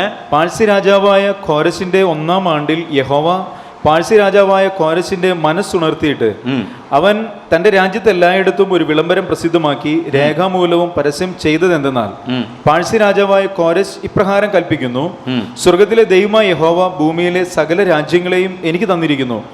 യഹൂദയിലെ യെരൂശലേമിൽ അവന് ഒരു ആലയം പണിയുവാൻ എന്നോട് കൽപ്പിച്ചുമിരിക്കുന്നു. നിങ്ങളിൽ അവന്റെ ജനമായിട്ട് ആരെങ്കിലും ഉണ്ടെങ്കിൽ അവന്റെ ദൈവം അവനോട് കൂടെ ഇരിക്കുമാറാകട്ടെ. അവൻ യഹൂദയിലെ യെരൂശലേമിലേക്ക് യാത്ര പുറപ്പെട്ട് ഇസ്രായേലിന്റെ ദൈവമായ യഹോവയ്ക്ക് ആലയം പണിയട്ടെ. അവനല്ലോ യെരൂശലേമിലെ ദൈവം. അപ്പോൾ ഒരു ജാതീയ രാജാവാണ് ഇവരെ പറഞ്ഞു വിടുന്നത്. അതിനായിട്ട് അവൻ്റെ മനസ്സിനെ ദൈവം ഉണർത്തി. അത് പ്രവാചകൻ നേരത്തെ പറഞ്ഞിരുന്നതാണ് എന്നെല്ലാം ഇതാ ഇവിടെ പറഞ്ഞിരിക്കുന്നു. ഇങ്ങനെ മടങ്ങി വന്ന ആളുകളെയാണ് നമ്മൾ എന്ത് വിളിക്കുന്നത്? ശേഷിപ്പ്, റെംനന്റ്. മടങ്ങി വന്നവരെ എന്ത് വിളിക്കുന്നു? ശേഷിപ്പ്. ഇവർ യെരുശലേമിലേക്ക് ഇവർ കനാൻ ദേശത്തേക്ക് വന്നപ്പോൾ എത്ര പേരുണ്ടായിരുന്നു? കനാൻ ദേശത്തേക്ക് വന്നപ്പോൾ എന്ന് ചോദിച്ചപ്പോൾ പിടിയില്ലെങ്കിൽ പുറപ്പെട്ടപ്പോൾ എത്ര പേരുണ്ടായിരുന്നു? ഇവർ പുറപ്പെട്ടപ്പോൾ എന്ന് പറഞ്ഞാൽ മിസ്രൈമിൽ നിന്ന് പുറപ്പെട്ടപ്പോൾ 6 ലക്ഷം പുരുഷന്മാരുണ്ടായിരുന്നു, പിന്നെ സ്ത്രീകളും കുഞ്ഞുങ്ങളും. അപ്പോൾ നമ്മൾ 25 ലക്ഷം കണക്ക് വെച്ചിട്ടുണ്ടെന്ന് ഓർമ്മയുണ്ടെന്ന് എനിക്ക് തോന്നുന്നു. ആ ലക്ഷത്തിൽ എത്രയോ കൂടുതലായിരിക്കും കനാൻ ദേശത്ത് വന്ന് പാർത്തത്. അത് കഴിഞ്ഞപ്പോൾ എത്രയോ കൊല്ലങ്ങളായിരിക്കുന്നു. അപ്പോൾ ഇത്രയും കൊല്ലങ്ങൾ മുമ്പോട്ട് പോയപ്പോൾ ഈ ജനം വളരെ അധികം മൾട്ടിപ്ലൈ ചെയ്തിട്ടുണ്ട്. എന്നിട്ടാണ് അവരിപ്പോൾ പ്രവാസത്തിലേക്ക് ചെതറിപ്പോയിരിക്കുന്നത്. അപ്പോൾ അതിൽ നിന്നൊരു ചെറിയ ഗ്രൂപ്പാണ് തിരിച്ചു വരുന്നത്. ആ വരുന്നവരുടെ കണക്ക് ഞാൻ പറയാൻ പോവാം. ഇച്ചിരി കണക്ക് ചെയ്യിക്കാൻ പോകാം കേട്ടോ. എല്ലാവരും കാൽക്കുലേറ്ററൊക്കെ ഒന്ന് ഓൺ ചെയ്ത് വയ്ക്കുക. അപ്പം മടങ്ങി വന്നവരുടെ കണക്ക് നമ്മൾ എടുക്കുമ്പോൾ ഒരു ശേഷിപ്പ് എന്നാണ് പറയുന്നത്. ഈ ശേഷിപ്പ് എന്ന് പറയാൻ എന്താ കാരണം? How many people came back? കൃത്യമായിട്ട് എത്ര പേര് മടങ്ങി വന്നു? പുസ്തകം ശ്രദ്ധിച്ച് വായിച്ച് കണക്ക് ചെയ്തവരാരെങ്കിലും ഉണ്ടെങ്കിൽ ഇപ്പോൾ ഉത്തരം പറഞ്ഞതിന് നമുക്ക് നോക്കാം. 2-ാം അധ്യായം എസ്രായുടെ പുസ്തകം ആദ്യം ഈ വന്നവരുടെ കണക്ക് അവിടെ ഉണ്ടെന്നുള്ള കാര്യം ഒന്ന് ശ്രദ്ധിക്കാനായിട്ട്, ആരൊക്കെയാണ് വന്നത്, എങ്ങനെയൊക്കെയാണ് വന്നതെന്നുള്ളതിൻ്റെ ചില സൂചനകൾ ഞാൻ നിങ്ങൾക്ക് നൽകാം. 1-ാം വാക്യം. ബാബേൽ രാജാവായ നെബുക്കദ്നേസർ രാജ ബാബിലോണിൽ കൊണ്ടുപോയിരുന്ന പ്രവാസികളിൽ നിന്ന് യെരുശലേമിലേക്കും യഹൂദയിലേക്കും താന്താങ്ങളുടെ പട്ടണങ്ങളിലേക്കും മടങ്ങി വന്ന സംസ്ഥാനവാസികളാണിത്. അപ്പം സംസ്ഥാനവാസികൾ, പീപ്പിൾ ഓഫ് ദ നേഷൻസ്, അങ്ങനെ ഒരു ഗ്രൂപ്പ് വരുന്നുണ്ട്. അവരുടെ കണക്കാണ് താഴേക്ക് കുറേ നേരം പറഞ്ഞേക്കുന്നത്. നമുക്ക് വായിക്കുമ്പോൾ വളരെ മടുപ്പൊക്കെ വരും. എങ്കിലും 35-ാം വാക്യം വരെ ഏതാ പറഞ്ഞേക്കുന്നത്? 36-ാം വാക്യം പുരോഹിതന്മാരാണിത്. അപ്പോൾ ആ കൂട്ടത്തിൽ പുരോഹിതന്മാരുണ്ടായിരുന്നു. അവരുടെ കണക്കാണ് ഇനി താഴോട്ട് 39 വരെ പറയുന്നത്. അപ്പോൾ നമുക്ക് ഇവിടെ നിങ്ങളിങ്ങനെ ചെയ്താൽ മതി. പുസ്തകത്തിൽ സംസ്ഥാനവാസികൾ അണ്ടർലൈൻ ചെയ്യുക, പുരോഹിതന്മാർ അണ്ടർലൈൻ ചെയ്യുക. തൽക്കാലം ബാക്കി വീട്ടിൽ പോയി വർക്ക് ചെയ്യുക. 40-ാം വാക്യം ലേവ്യർ. ലേവ്യർ. അപ്പോൾ അടുത്ത ലിസ്റ്റ് ലേവ്യരുടെയാണ്, അത് അണ്ടർലൈൻ ചെയ്യുക. 55 ശലോമോന്റെ ദാസന്മാരുടെ മക്കൾ. അപ്പോൾ ശലോമോൻ്റെ ദാസന്മാരുടെ മക്കൾ. അടുത്ത ലിസ്റ്റ് 58 ദേവാലയ ദാസന്മാരും ശലോമിന്റെ ദാസന്മാരുടെയും മക്കളും. അപ്പോൾ ഇങ്ങനെ പല ഗ്രൂപ്പുകൾ, പല കാറ്റഗറി പീപ്പിളിൽ നിന്നാണ് മടങ്ങി വരാൻ പോകുന്നത്. ഇവരെല്ലാം കൂടെ ഏതൊക്കെ ഗ്രൂപ്പായിരുന്നു ഇപ്പോൾ പലർക്കും കിട്ടിയില്ല. 70-ാം വാക്യം വായിച്ചാൽ മതി, എല്ലാം കിട്ടും. പുരോഹിതന്മാര്, ലേവ്യരും ജനത്തിൽ ചിലര് സംഗീതക്കാര്, വാതിൽ കാവൽക്കാര്, ദേവാലയ ദാസന്മാര് താന്താങ്ങളുടെ പട്ടണങ്ങളിൽ പാർത്തു. എല്ലാ ഇസ്രായേലിയരും താന്താങ്ങളുടെ പട്ടണങ്ങളിൽ പാർത്തു. എല്ലാ ഇസ്രായേലിയർ. അപ്പോൾ ഇത്രയും ഗ്രൂപ്പ് ആളുകളാണ് തിരിച്ചു വന്നത്. 70-ാം വാക്യത്തിൽ എല്ലാവരും ഉണ്ട്. ഐ റിപ്പീറ്റ്, ഒന്നുകൂടെ 70-ാം വാക്യം വായിച്ചാൽ ഞാൻ പുരോഹിതന്മാരും വന്ന കൂട്ടത്തിൽ ആരൊക്കെ ഉണ്ട്? പുരോഹിതന്മാരുണ്ട്, ലേവ്യരുണ്ട്, ജനത്തിൽ ചിലരുണ്ട്, സംഗീതക്കാരുണ്ട്, വാതിൽ കാവൽക്കാരുണ്ട്, ദേവാലയ ദാസന്മാരുണ്ട്, താന്താങ്ങളുടെ പട്ടണങ്ങളിൽ പാർത്തു. ഇനി ഒരു കൂട്ടരുണ്ടല്ലോ, എല്ലാ ഇസ്രായേലിയരും ഉണ്ട്. എല്ലാ ഇസ്രായേലിൽ നിന്നും പലരും മടങ്ങി വന്നിട്ടുണ്ട്. ചിലർക്കൊക്കെ ഒരു സംശയമുള്ളത്, യഹൂദയും ബെന്യാമീനും മാത്രമല്ലേ മടങ്ങി വന്നുള്ളൂ, മറ്റ് ഗോത്രങ്ങളിൽപ്പെട്ടവർ വന്നിട്ടുണ്ടോ? അത് നമുക്ക് പ്രത്യേകം കുറച്ച് കഴിയുമ്പോൾ ഞാൻ പഠിപ്പിക്കാം. ആദ്യം മടങ്ങി വന്നവരുടെ കണക്കും അവരെന്താ ചെയ്തതെന്നുള്ളതൊക്കെ നമുക്ക് നോക്കിയതിന് ശേഷം അതിൽ ബാക്കിയുള്ള ഗോത്രക്കാരുണ്ടോ എന്നുള്ളത് പഠിക്കാം. അതിനെക്കുറിച്ച് 2 തരം ചിന്താഗതികളുള്ളത് കൊണ്ടാണ് പലപ്പോഴും ഈ സംശയം വരുന്നത്. ചിലരൊക്കെ ധരിക്കുന്നത് ഈ 2 ഗോത്രക്കാർ മാത്രമേ വന്നുള്ളൂ, മറ്റവരാരും വന്നില്ലെന്നാണ്. അപ്പോൾ ഒരു ചിന്ത നമ്മുടെ മനസ്സിൽ വേണ്ടത്, ഈ ഇസ്രായേലിലെ 10 ഗോത്രങ്ങൾ അശൂരിലേക്ക് അടിമത്തത്തിൽ പോയി, 2 ഗോത്രങ്ങൾ ബാബിലോണിലേക്ക് അടിമത്തിൽ പോയി. ഈ 2 രാജ്യങ്ങളും ആരുടെ അടിമത്തത്തിൽ വന്നു? പേർഷ്യ. അപ്പോൾ പേർഷ്യയുടെ അടിമത്തിൽ വന്നു കഴിഞ്ഞപ്പോഴത്തേക്ക് ഡിസ്പാരിറ്റി ഒക്കെ പോയി, എല്ലാവരും ഒരുമിച്ചായി. അപ്പോൾ ഇവിടെ രാജാവിൻ്റെ ഓർഡറിൽ പറഞ്ഞത്, നിങ്ങളിൽ ആരെങ്കിലും ദൈവത്തിൻ്റെ ജനമായിട്ടുണ്ടെങ്കിൽ, യഹൂദയിലും ബെന്യാമിയിലും ആരെങ്കിലും ഉണ്ടെങ്കിൽ എന്നല്ല പറഞ്ഞത്, നിങ്ങളുടെ കൂട്ടത്തിൽ ആരെങ്കിലും ദൈവത്തെ ഭയപ്പെടുന്നവരുണ്ടെങ്കിൽ അങ്ങനെയുള്ള ഇസ്രായേലിയരൊക്കെ, ഈ ആലയം പണിയണമെന്ന് താല്പര്യമുള്ളവരൊക്കെ പൊയ്ക്കോട്ടെ എന്നാണ് പറഞ്ഞത്. ഇനി നമുക്ക് കുറച്ച് കഴിയുമ്പോൾ ചില വാക്യങ്ങൾ ഞാൻ വായിപ്പിക്കാം. ആ വാക്യങ്ങൾ വായിക്കുമ്പോൾ എല്ലാ ഗോത്രത്തിലും പെട്ടവർ വന്നിട്ടുണ്ടെന്നുള്ളത് കാണാൻ സാധിക്കും. But Samariya has certain specialities, അത് നിങ്ങൾക്ക് പ്രത്യേകം വേണമെങ്കിൽ പഠിക്കാം. അപ്പോൾ അത് നമുക്ക് വേറൊരു വിഷയമായിട്ട് തൽക്കാലം മാറ്റി വെച്ചിട്ട്, ഈ വന്നവരുടെ ലിസ്റ്റാണല്ലോ ഇപ്പോൾ വായിച്ചത്. വന്നവരുടെ ഓരോ ഗ്രൂപ്പുകൾ, പീപ്പിൾ ഗ്രൂപ്പുകളെ കുറിച്ചാണ് പഠിച്ചത്. എത്ര പേരുണ്ടായിരുന്നു? ഞാനൊരു ലക്ഷത്തിൻ്റെ കണക്കൊക്കെ നേരത്തെ പറയിപ്പിച്ചിട്ടുണ്ട്. 25 ലക്ഷം, മിക്കവാറും അതൊരു 50 ലക്ഷമൊക്കെ ആയി കാണും. അപ്പോൾ 64-65 വാക്യങ്ങൾ വായിച്ചാൽ ഇത്തിരി കണക്ക് കൂട്ടണം കേട്ടോ. ആകെ സഭ ആകെ 42,360 പേരായിരുന്നു. ഇംഗ്ലീഷ് മീഡിയം പഠിച്ചവർക്ക് വേണ്ടി 42,360. പിന്നെ അവരുടെ ദാസന്മാരായി 7,337 പേരെ കൂടാതെ തന്നെ 7,337. ഇനി അവർക്ക് 200 സംഗീതക്കാരികളും ഉണ്ടായിരുന്നു. അപ്പം 200 + 200 400 എല്ലാം കൂടെ കൂട്ടിയാൽ ആരും കണക്ക് കൂട്ടിയില്ലേ? 50,097. 50,000. Very good. Kora has one. അപ്പോൾ ആ 97 നമ്മൾ എടുത്തു കളയുകയാണെങ്കിൽ നമുക്കൊരു റൗണ്ട് ഫിഗർ ആക്കണമെങ്കിൽ എത്ര പറയണം? 50,000. It's A small number when you compare it with the national number, ഇല്ലേ? ദേശീയ തലത്തിൽ നമ്മൾ ഈ ലക്ഷങ്ങളുടെ കണക്കൊക്കെ പറഞ്ഞിട്ട് മടങ്ങി വന്നവർ എത്ര പേരാണെന്ന് ചോദിക്കുമ്പോൾ 50,000 പേരെന്ന് പറയുന്നത് തീർച്ചയായിട്ടും ഒന്നുമല്ല, അതൊരു ശേഷിപ്പാണ്, ഒരു റെമനൻ്റാണ്. അതുകൊണ്ടാണ് ഒരു ശേഷിപ്പ് മടങ്ങി വന്നു എന്ന് പറയുന്നത്. ഒരു ദേശത്തിൻ്റെ കണക്കെടുക്കുമ്പോൾ it's a very small group of people, വളരെ ഒരു ചെറിയ കൂട്ടമാണ് മടങ്ങി വന്നത്. കൃത്യമായിട്ട് അതിൻ്റെ കണക്കുണ്ട്. 50,097 പേരാണ്. 50,097 ആണ്. അപ്പം നമുക്ക് റൗണ്ട് ഫിഗറായിട്ട് എടുത്താൽ ഓർത്തിരിക്കാൻ എളുപ്പം 50,000 എന്നാണ്. ഇനി കുറച്ചുകൂടെ നീണ്ടൊരു കണക്ക് ചെയ്യിക്കാൻ പോവുകയാണ്. അഡീഷനാണ് കേട്ടോ, ഒരു മൾട്ടിപ്ലിക്കേഷനും സ്ക്വയർ റൂട്ടും ഒന്നും വേണ്ട, നമുക്കൊരു അഡീഷൻ കണക്ക് ഒന്നുകൂടെ ചെയ്യാനുണ്ട്. അപ്പോൾ ഇങ്ങനെ ഒരു ഗ്രൂപ്പ് സെരുബ്ബാബേലിൻ്റെ നേതൃത്വത്തിൽ മടങ്ങി വന്നു. കുറേ കൊല്ലങ്ങൾ കഴിഞ്ഞപ്പോൾ ആലയം പണിയൊക്കെ തീർന്നു കഴിഞ്ഞപ്പോൾ ജനത്തെ ഒന്ന് ഉത്സാഹിപ്പിച്ച് പണിത് ആരാധനയൊക്കെ നേരെയാക്കാൻ വേണ്ടി എസ്രായുടെ നേതൃത്വത്തിൽ അനദർ ഗ്രൂപ്പ് കെയും. അവരെത്ര പേരുണ്ടായിരുന്നു? 8-ാം അധ്യായം എടുക്കാം, ചാപ്റ്റർ 8. കാൽക്കുലേറ്റർ ഉണ്ടെങ്കിൽ നിങ്ങൾക്കിത് അടിച്ചു നോക്കിയാൽ പെട്ടെന്ന് ഉത്തരം കിട്ടും, ഇല്ലെങ്കിൽ എഴുതി. അപ്പോൾ ആദ്യത്തെ ഞാൻ പറഞ്ഞൊരു കാര്യം മറന്നു പോകരുത്. ആദ്യത്തെ 6 അധ്യായത്തിൽ ആരുടെ കാര്യമാണ് കാണുന്നത്? സെരുബ്ബാബേലിൻ്റെ നേതൃത്വത്തിലുള്ള മടങ്ങി വരവ്. 7 മുതൽ 10 വരെയുള്ള അധ്യായത്തിൽ എസ്രായുടെ നേതൃത്വത്തിലുള്ള മടങ്ങി വരവ്. അപ്പം സെരുബ്ബാബേലിൻ്റെ കൂട്ടത്തിൽ 50,000 പേരെ വന്നിട്ടുള്ളെങ്കിൽ അതൊരു ശേഷിപ്പാണെന്നുള്ളതിന് സംശയമില്ലല്ലോ. അതാണ് ഇപ്പോഴത്തെ വിഷയം. ഇനി എസ്രായുടെ നേതൃത്വത്തിൽ വന്നവർ എത്ര പേരുണ്ടെന്ന് നമുക്കൊന്ന് കണ്ടുപിടിക്കാം. 8-ാം അധ്യായത്തിൻ്റെ 3-ാം വാക്യം. സെക്കന്യാവിന്റെ പുത്രന്മാരിൽ പാറോശിന്റെ പുത്രന്മാരിൽ സെക്കര്യാവും അവനോടുകൂടെ വംശാവലിയിൽ എഴുതിയിരുന്ന 150 പുരുഷന്മാരും. അപ്പോൾ 150. ഇനി പറയുന്നതിലൊക്കെ പേരെടുക്കണ്ട, ഈ നമ്പർ മാത്രം ഒന്ന് കൂട്ടിയാൽ മതി. 4-ാം വാക്യം. അവനോടുകൂടെ 200 പുരുഷന്മാരും. അപ്പോൾ 150 പ്ലസ് 200. 5-ാം വാക്യം. അവനോടുകൂടെ 300 പുരുഷന്മാരും. അനദർ 300. 6-ാം വാക്യം. അവനോടുകൂടെ 50 പുരുഷന്മാരും. അനദർ 50. 7-ാം വാക്യം. അവനോടുകൂടെ 70 പുരുഷന്മാരും. 70. 8-ാം വാക്യം. അവനോടുകൂടെ 80 പുരുഷന്മാരും. 9-ാം വാക്യം. അവനോടുകൂടെ 218 പുരുഷന്മാരും. 10-ാം വാക്യം.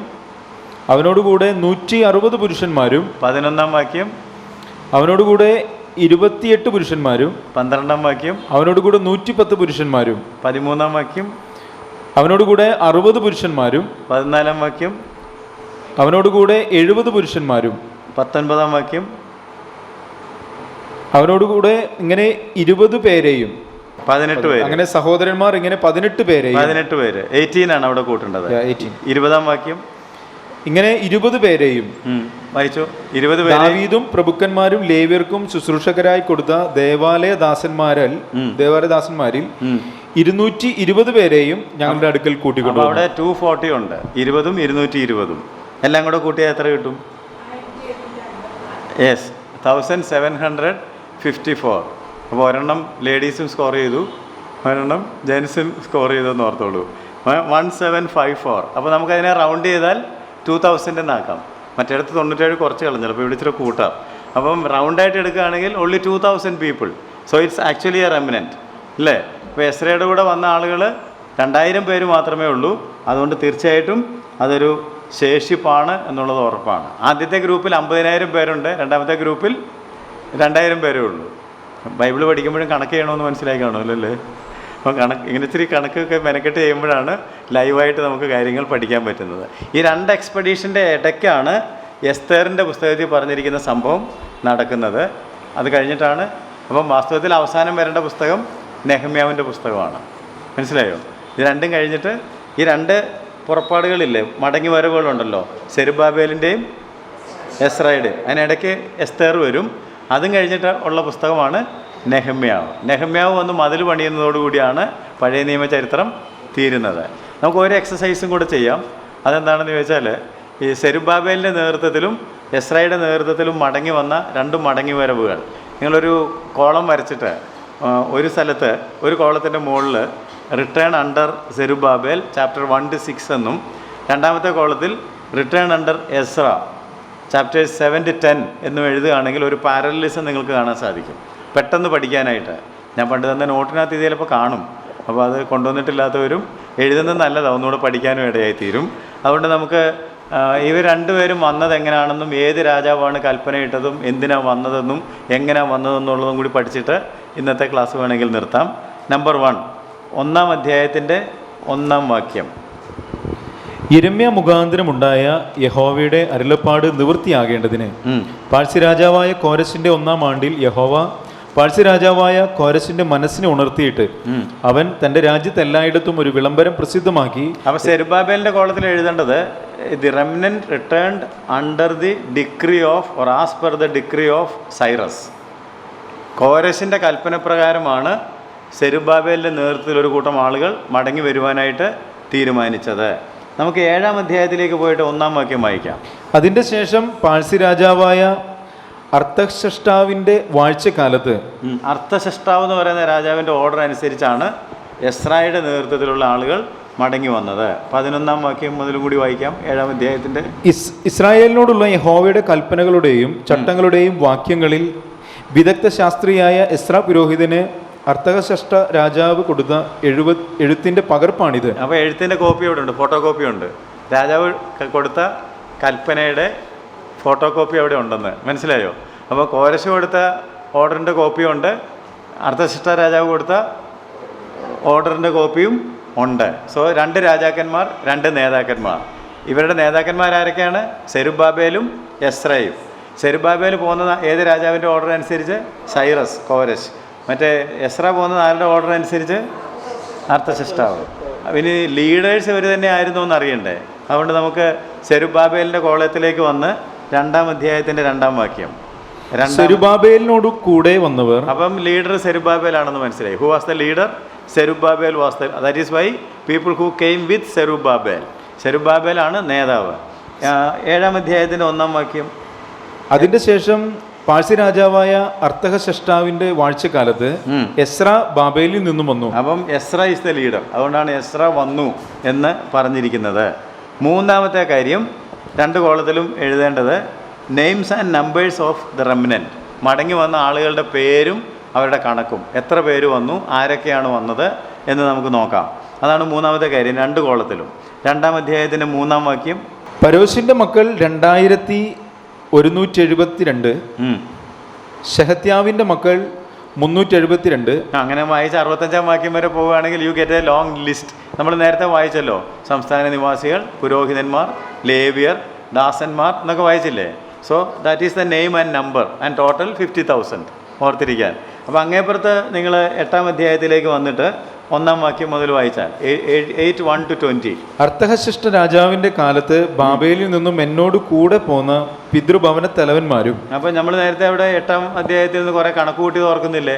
3-ാം വാക്യം, 4-ാം വാക്യം, 200, 100, 50, 70 എന്നൊക്കെ പറഞ്ഞത് 2000. So that is names and numbers of people who came with Ezra.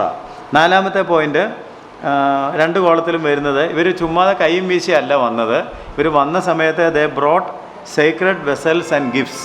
പലതരത്തിലുള്ള സമ്മാനങ്ങളും ആലയത്തിലെ പാത്രങ്ങളും ഒക്കെ ആയിട്ടാണ് മടങ്ങി വന്നത്. അതിൻ്റെ ലിസ്റ്റുണ്ട്, അതിൻ്റെ കണക്കും അതിൻ്റെ ലിസ്റ്റും ഒക്കെ ഉണ്ട്. 1-ാം അധ്യായത്തിൻ്റെ 6 മുതലുള്ള വാക്യങ്ങൾ, ചാപ്റ്റർ 1, 6 ഓൺവേർഡ്സ്. അവരുടെ ചുറ്റും പാർത്തവർ എല്ലാവരും കൊടുത്ത ഔദാര്യ ദാനങ്ങളൊക്കെയും കൂടാതെ വെള്ളി കൊണ്ടുള്ള ഉപകരണങ്ങൾ, പൊന്ന്, മറ്റു സാധനങ്ങൾ, കന്നുകാലികൾ, വിശേഷ വസ്തുക്കൾ എന്നിവ കൊണ്ടും അവരെ സഹായിച്ചു. നെബൂഖദ്നേസർ യെരുശലേമിൽ നിന്നും കൊണ്ടുപോയി തൻ്റെ ദേവന്മാരുടെ ക്ഷേത്രത്തിൽ വച്ചിരുന്ന ദേവാലയം വക ഉപകരണങ്ങളും കോരശ് രാജാവ് പുറത്തേക്ക് എടുപ്പിച്ചു. പാഴ്സി രാജാവായ കോരശ് ഭണ്ഡാര വിചാരകനായ മിത്രദാത്ത് മുഖാന്തരം അവ പുറത്തേക്ക് എടുപ്പിച്ചു. യഹൂദ പ്രഭുവായ ഷേത്ത് ബസേരിന് എണ്ണിക്കൊടുപ്പിച്ചു. അവയുടെ എണ്ണമാണിത്: പൊൻതാലം 30. ഒരു കാര്യം മനസ്സിലാക്കേണ്ടത്, ഇതൊക്കെ കണക്കെഴുതി ആ രാജാവിൻ്റെ സ്റ്റോറിലേക്ക് കയറ്റിയത്. ഇപ്പോൾ പുറത്തേക്ക് ഇറക്കിയപ്പോഴും കണക്കുണ്ട്. അതിന് സ്റ്റോർ കീപ്പറൊക്കെ ഉണ്ടായിരുന്നു. ഇതൊന്നും പുതിയ കാര്യങ്ങളൊന്നുമല്ല. So there was a store keeper. അപ്പോൾ ഇൻടേക്ക് ചെയ്തപ്പം അകത്തേക്ക് എടുത്ത സ്റ്റോക്ക് ഉണ്ടായിരുന്നു, പുറത്തേക്ക് വന്നപ്പം പുറത്തേക്ക് എടുത്തതിൻ്റെയും സ്റ്റോക്കുണ്ട്. അതുകൊണ്ടാണ് ഇവിടെ പറഞ്ഞിരിക്കുന്നത് അല്ലേ. അടുത്ത ലൈൻ എന്താ പറയുന്നത്? പൊൻതാലം. അവയുടെ എണ്ണമാണിത്: പൊൻതാലം 30, വെള്ളിത്താലം 1000, കത്തി 29, പൊൻപാത്രം 30, 2-ാം തരത്തിൽ വെള്ളിപ്പാത്രം 430, മറ്റുള്ള ഉപകരണങ്ങൾ 1000, പൊന്നും വെള്ളിയും കൊണ്ടുള്ള ഉപകരണങ്ങൾ ആകെ 5400 ആയിരുന്നു. അപ്പോൾ ഇങ്ങനെ കൃത്യമായിട്ട് അവർ കൊണ്ടുവന്ന ആയുധങ്ങളുടെയും ഉപകരണങ്ങളുടെയും, ആയുധ ഉപകരണം എന്ന് പറഞ്ഞാൽ യാഗം നടത്താനായിട്ട് ഈ കത്തിയൊക്കെ, ഇതൊക്കെ എന്തിനാ കത്തി എന്നൊക്കെ ചിലർ ചിന്തിച്ചുകൊണ്ടിരിക്കേണ്ടത്. കത്തി, താലം എന്നൊക്കെ പറഞ്ഞാൽ, താലം എന്ന് പറഞ്ഞാൽ പാത്രം, താലി മീൽസ് എന്നൊക്കെ കേട്ടിട്ടില്ലേ? അപ്പോൾ അതിനുപയോഗിച്ച പാത്രങ്ങൾ, കത്തികൾ, ചവണകൾ, അങ്ങനെയുള്ള ഒത്തിരി ഉപകരണങ്ങളുണ്ട് ആലയത്തിൽ ഉപയോഗിക്കുന്നത്. എവരിതിങ് ഇതെല്ലാം സ്വർണം കൊണ്ടൊക്കെ ഉള്ളതായിട്ടുണ്ട്, വെള്ളിയൊക്കെ ഉള്ളതുകൊണ്ടായതുകൊണ്ടാണ് അവരെടുത്തുകൊണ്ട് പോയത്. പക്ഷെ അതെല്ലാം സൂക്ഷിച്ച് കൃത്യമായിട്ട് തന്നെ വെച്ചിട്ടുണ്ടായിരുന്നു. അപ്പം സ്റ്റോക്ക് പുറത്തേക്ക് എടുത്ത് കണക്കനുസരിച്ച് എണ്ണിക്കൊടുത്ത സ്റ്റോക്ക് കീപ്പറുടെ പേരും ഒക്കെ അവിടെയുണ്ട്. നിങ്ങൾ കണ്ടു കാണുമെന്ന് വായിക്കുമ്പോൾ ഒന്നും മനസ്സിലാകാത്തതുകൊണ്ട് വിട്ടുകളഞ്ഞതായിരിക്കും. എവറിതിങ് ഈസ് ദെയർ എന്ന് ഞാൻ നിങ്ങളെ ഓർപ്പിച്ചെന്ന് മാത്രമേ ഉള്ളൂ. മെനക്കെട്ട ഇതൊക്കെ കണ്ടുപിടിക്കാം. ഓക്കെ, നമുക്ക് ഇങ്ങേപ്പുറത്ത് എസ്ര പോന്നപ്പോൾ എന്തൊക്കെയാണ് കൊണ്ടുവന്നതെന്ന് നോക്കാം. അവരുടെ കൂടെ ഉണ്ടായിരുന്നു. 7-ാം അധ്യായത്തിൻ്റെ 15-ാം വാക്യം. യെരൂശലേമിൽ അധിവസിക്കുന്ന ഇസ്രായേലിന്റെ ദൈവത്തിന് ഔദാര്യമായി കൊടുത്തിരിക്കുന്ന വെള്ളിയും പൊന്നും ബാബേൽ സംസ്ഥാനത്ത് നിന്നൊക്കെയും നിനക്ക് ലഭിക്കുന്ന വെള്ളിയും പൊന്നും എല്ലാം യെരൂശലേമിൽ തങ്ങളുടെ ദൈവത്തിന്റെ ആലയം വകയ്ക്ക് ജനവും പുരോഹിതന്മാരും തരുന്ന ഔദാര്യ ദാനങ്ങളോട് കൂടെ കൊണ്ടുപോകുവാനും രാജാവും അവന്റെ 7 മന്ത്രിമാരും നിന്നെ അയക്കുന്നു. അപ്പോൾ അവിടെ താഴേക്ക് 22-ാം വാക്യം വരെ വായിച്ചാൽ അവർ കൊണ്ടുവന്നതിൻ്റെ കണക്കെല്ലാം അവിടെ എഴുതിയിട്ടുണ്ട്. വെറും കൈയായിട്ടല്ല വന്നത്, ധാരാളം സമ്പത്തും സാധനങ്ങളൊക്കെ ആയിട്ടാണ് ഒരു 8-ാം അധ്യായത്തിൻ്റെ 25 കൂടെ അതിനോട് ചേർത്ത് വായിക്കാം. 8-ന്റെ 25. രാജാവും അവന്റെ മന്ത്രിമാരും പ്രഭുക്കന്മാരും അവിടെയുള്ള ഇസ്രായേലരൊക്കെയും നമ്മുടെ ദൈവത്തിന്റെ ആലയം വകയ്ക്ക് അർപ്പിച്ചിരുന്ന വഴിപാടായ വെള്ളിയും പൊന്നും ഉപകരണങ്ങളും ഞാൻ അവർക്ക് തൂക്കിക്കൊടുത്തു. മീൻസ് ഇതിനെല്ലാം കണക്കുണ്ട്, ചുമ്മാ എടുത്തോണ്ട് പോരുകയല്ല. പോന്നപ്പോൾ കുറച്ച് സാധനങ്ങളും കൂടി എടുത്തോണ്ടെങ്കിൽ പോകുന്നതല്ല, അതൊക്കെ തൂക്കി അളവ് പ്രകാരമാണ് കൊടുത്തതും കൊണ്ടുവന്നതും. അതിനെല്ലാം കൃത്യമായിട്ട് കണക്കും രേഖയും ഉണ്ടെന്നുള്ള കാര്യം ഓർക്കുക. 5-ാമത്തെ കാര്യം, ഇവർ എങ്ങോട്ടാണ് പോന്നേക്കുന്നത്? ഇവർ പേർഷ്യയിൽ നിന്ന് എങ്ങോട്ടോ പോകുന്നുണ്ടല്ലേ? എങ്ങോട്ടാണ് പോന്നേക്കുന്നത്? നിങ്ങളിപ്പോൾ വീട്ടിൽ പോകുന്നതിനെ കുറിച്ച് ആലോചിച്ചുകൊണ്ടിരിക്കുകയായിരിക്കും. എങ്ങോട്ടാണ് പോന്നേക്കുന്നത്? They are coming back to where? Jerusalem. അപ്പോൾ എത്തിയോന്ന് നോക്കണ്ടേ?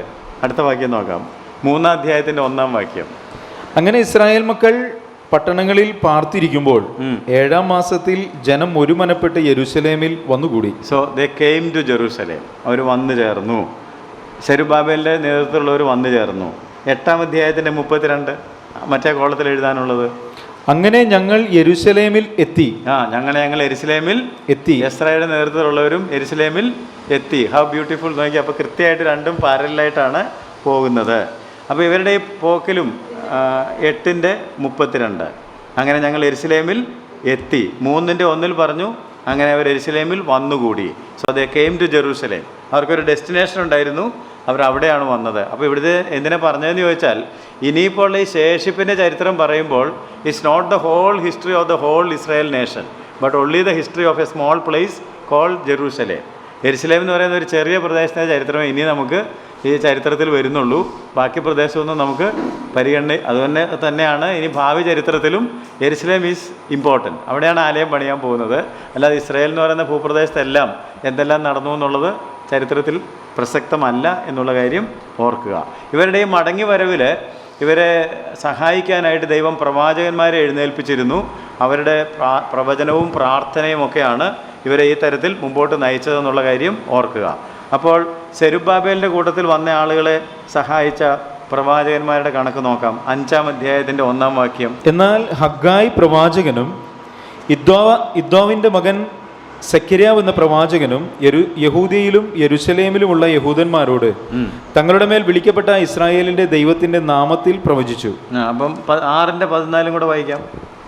6-ന്റെ 14. യഹൂദന്മാരുടെ മൂപ്പന്മാർ പണിതു. ഹഗ്ഗായി പ്രവാചകൻ ഇദ്ദോവിന്റെ മകനായ സെഖര്യാവും പ്രവചിച്ചതിനാൽ അവർക്ക് സാധിച്ചും വന്നു.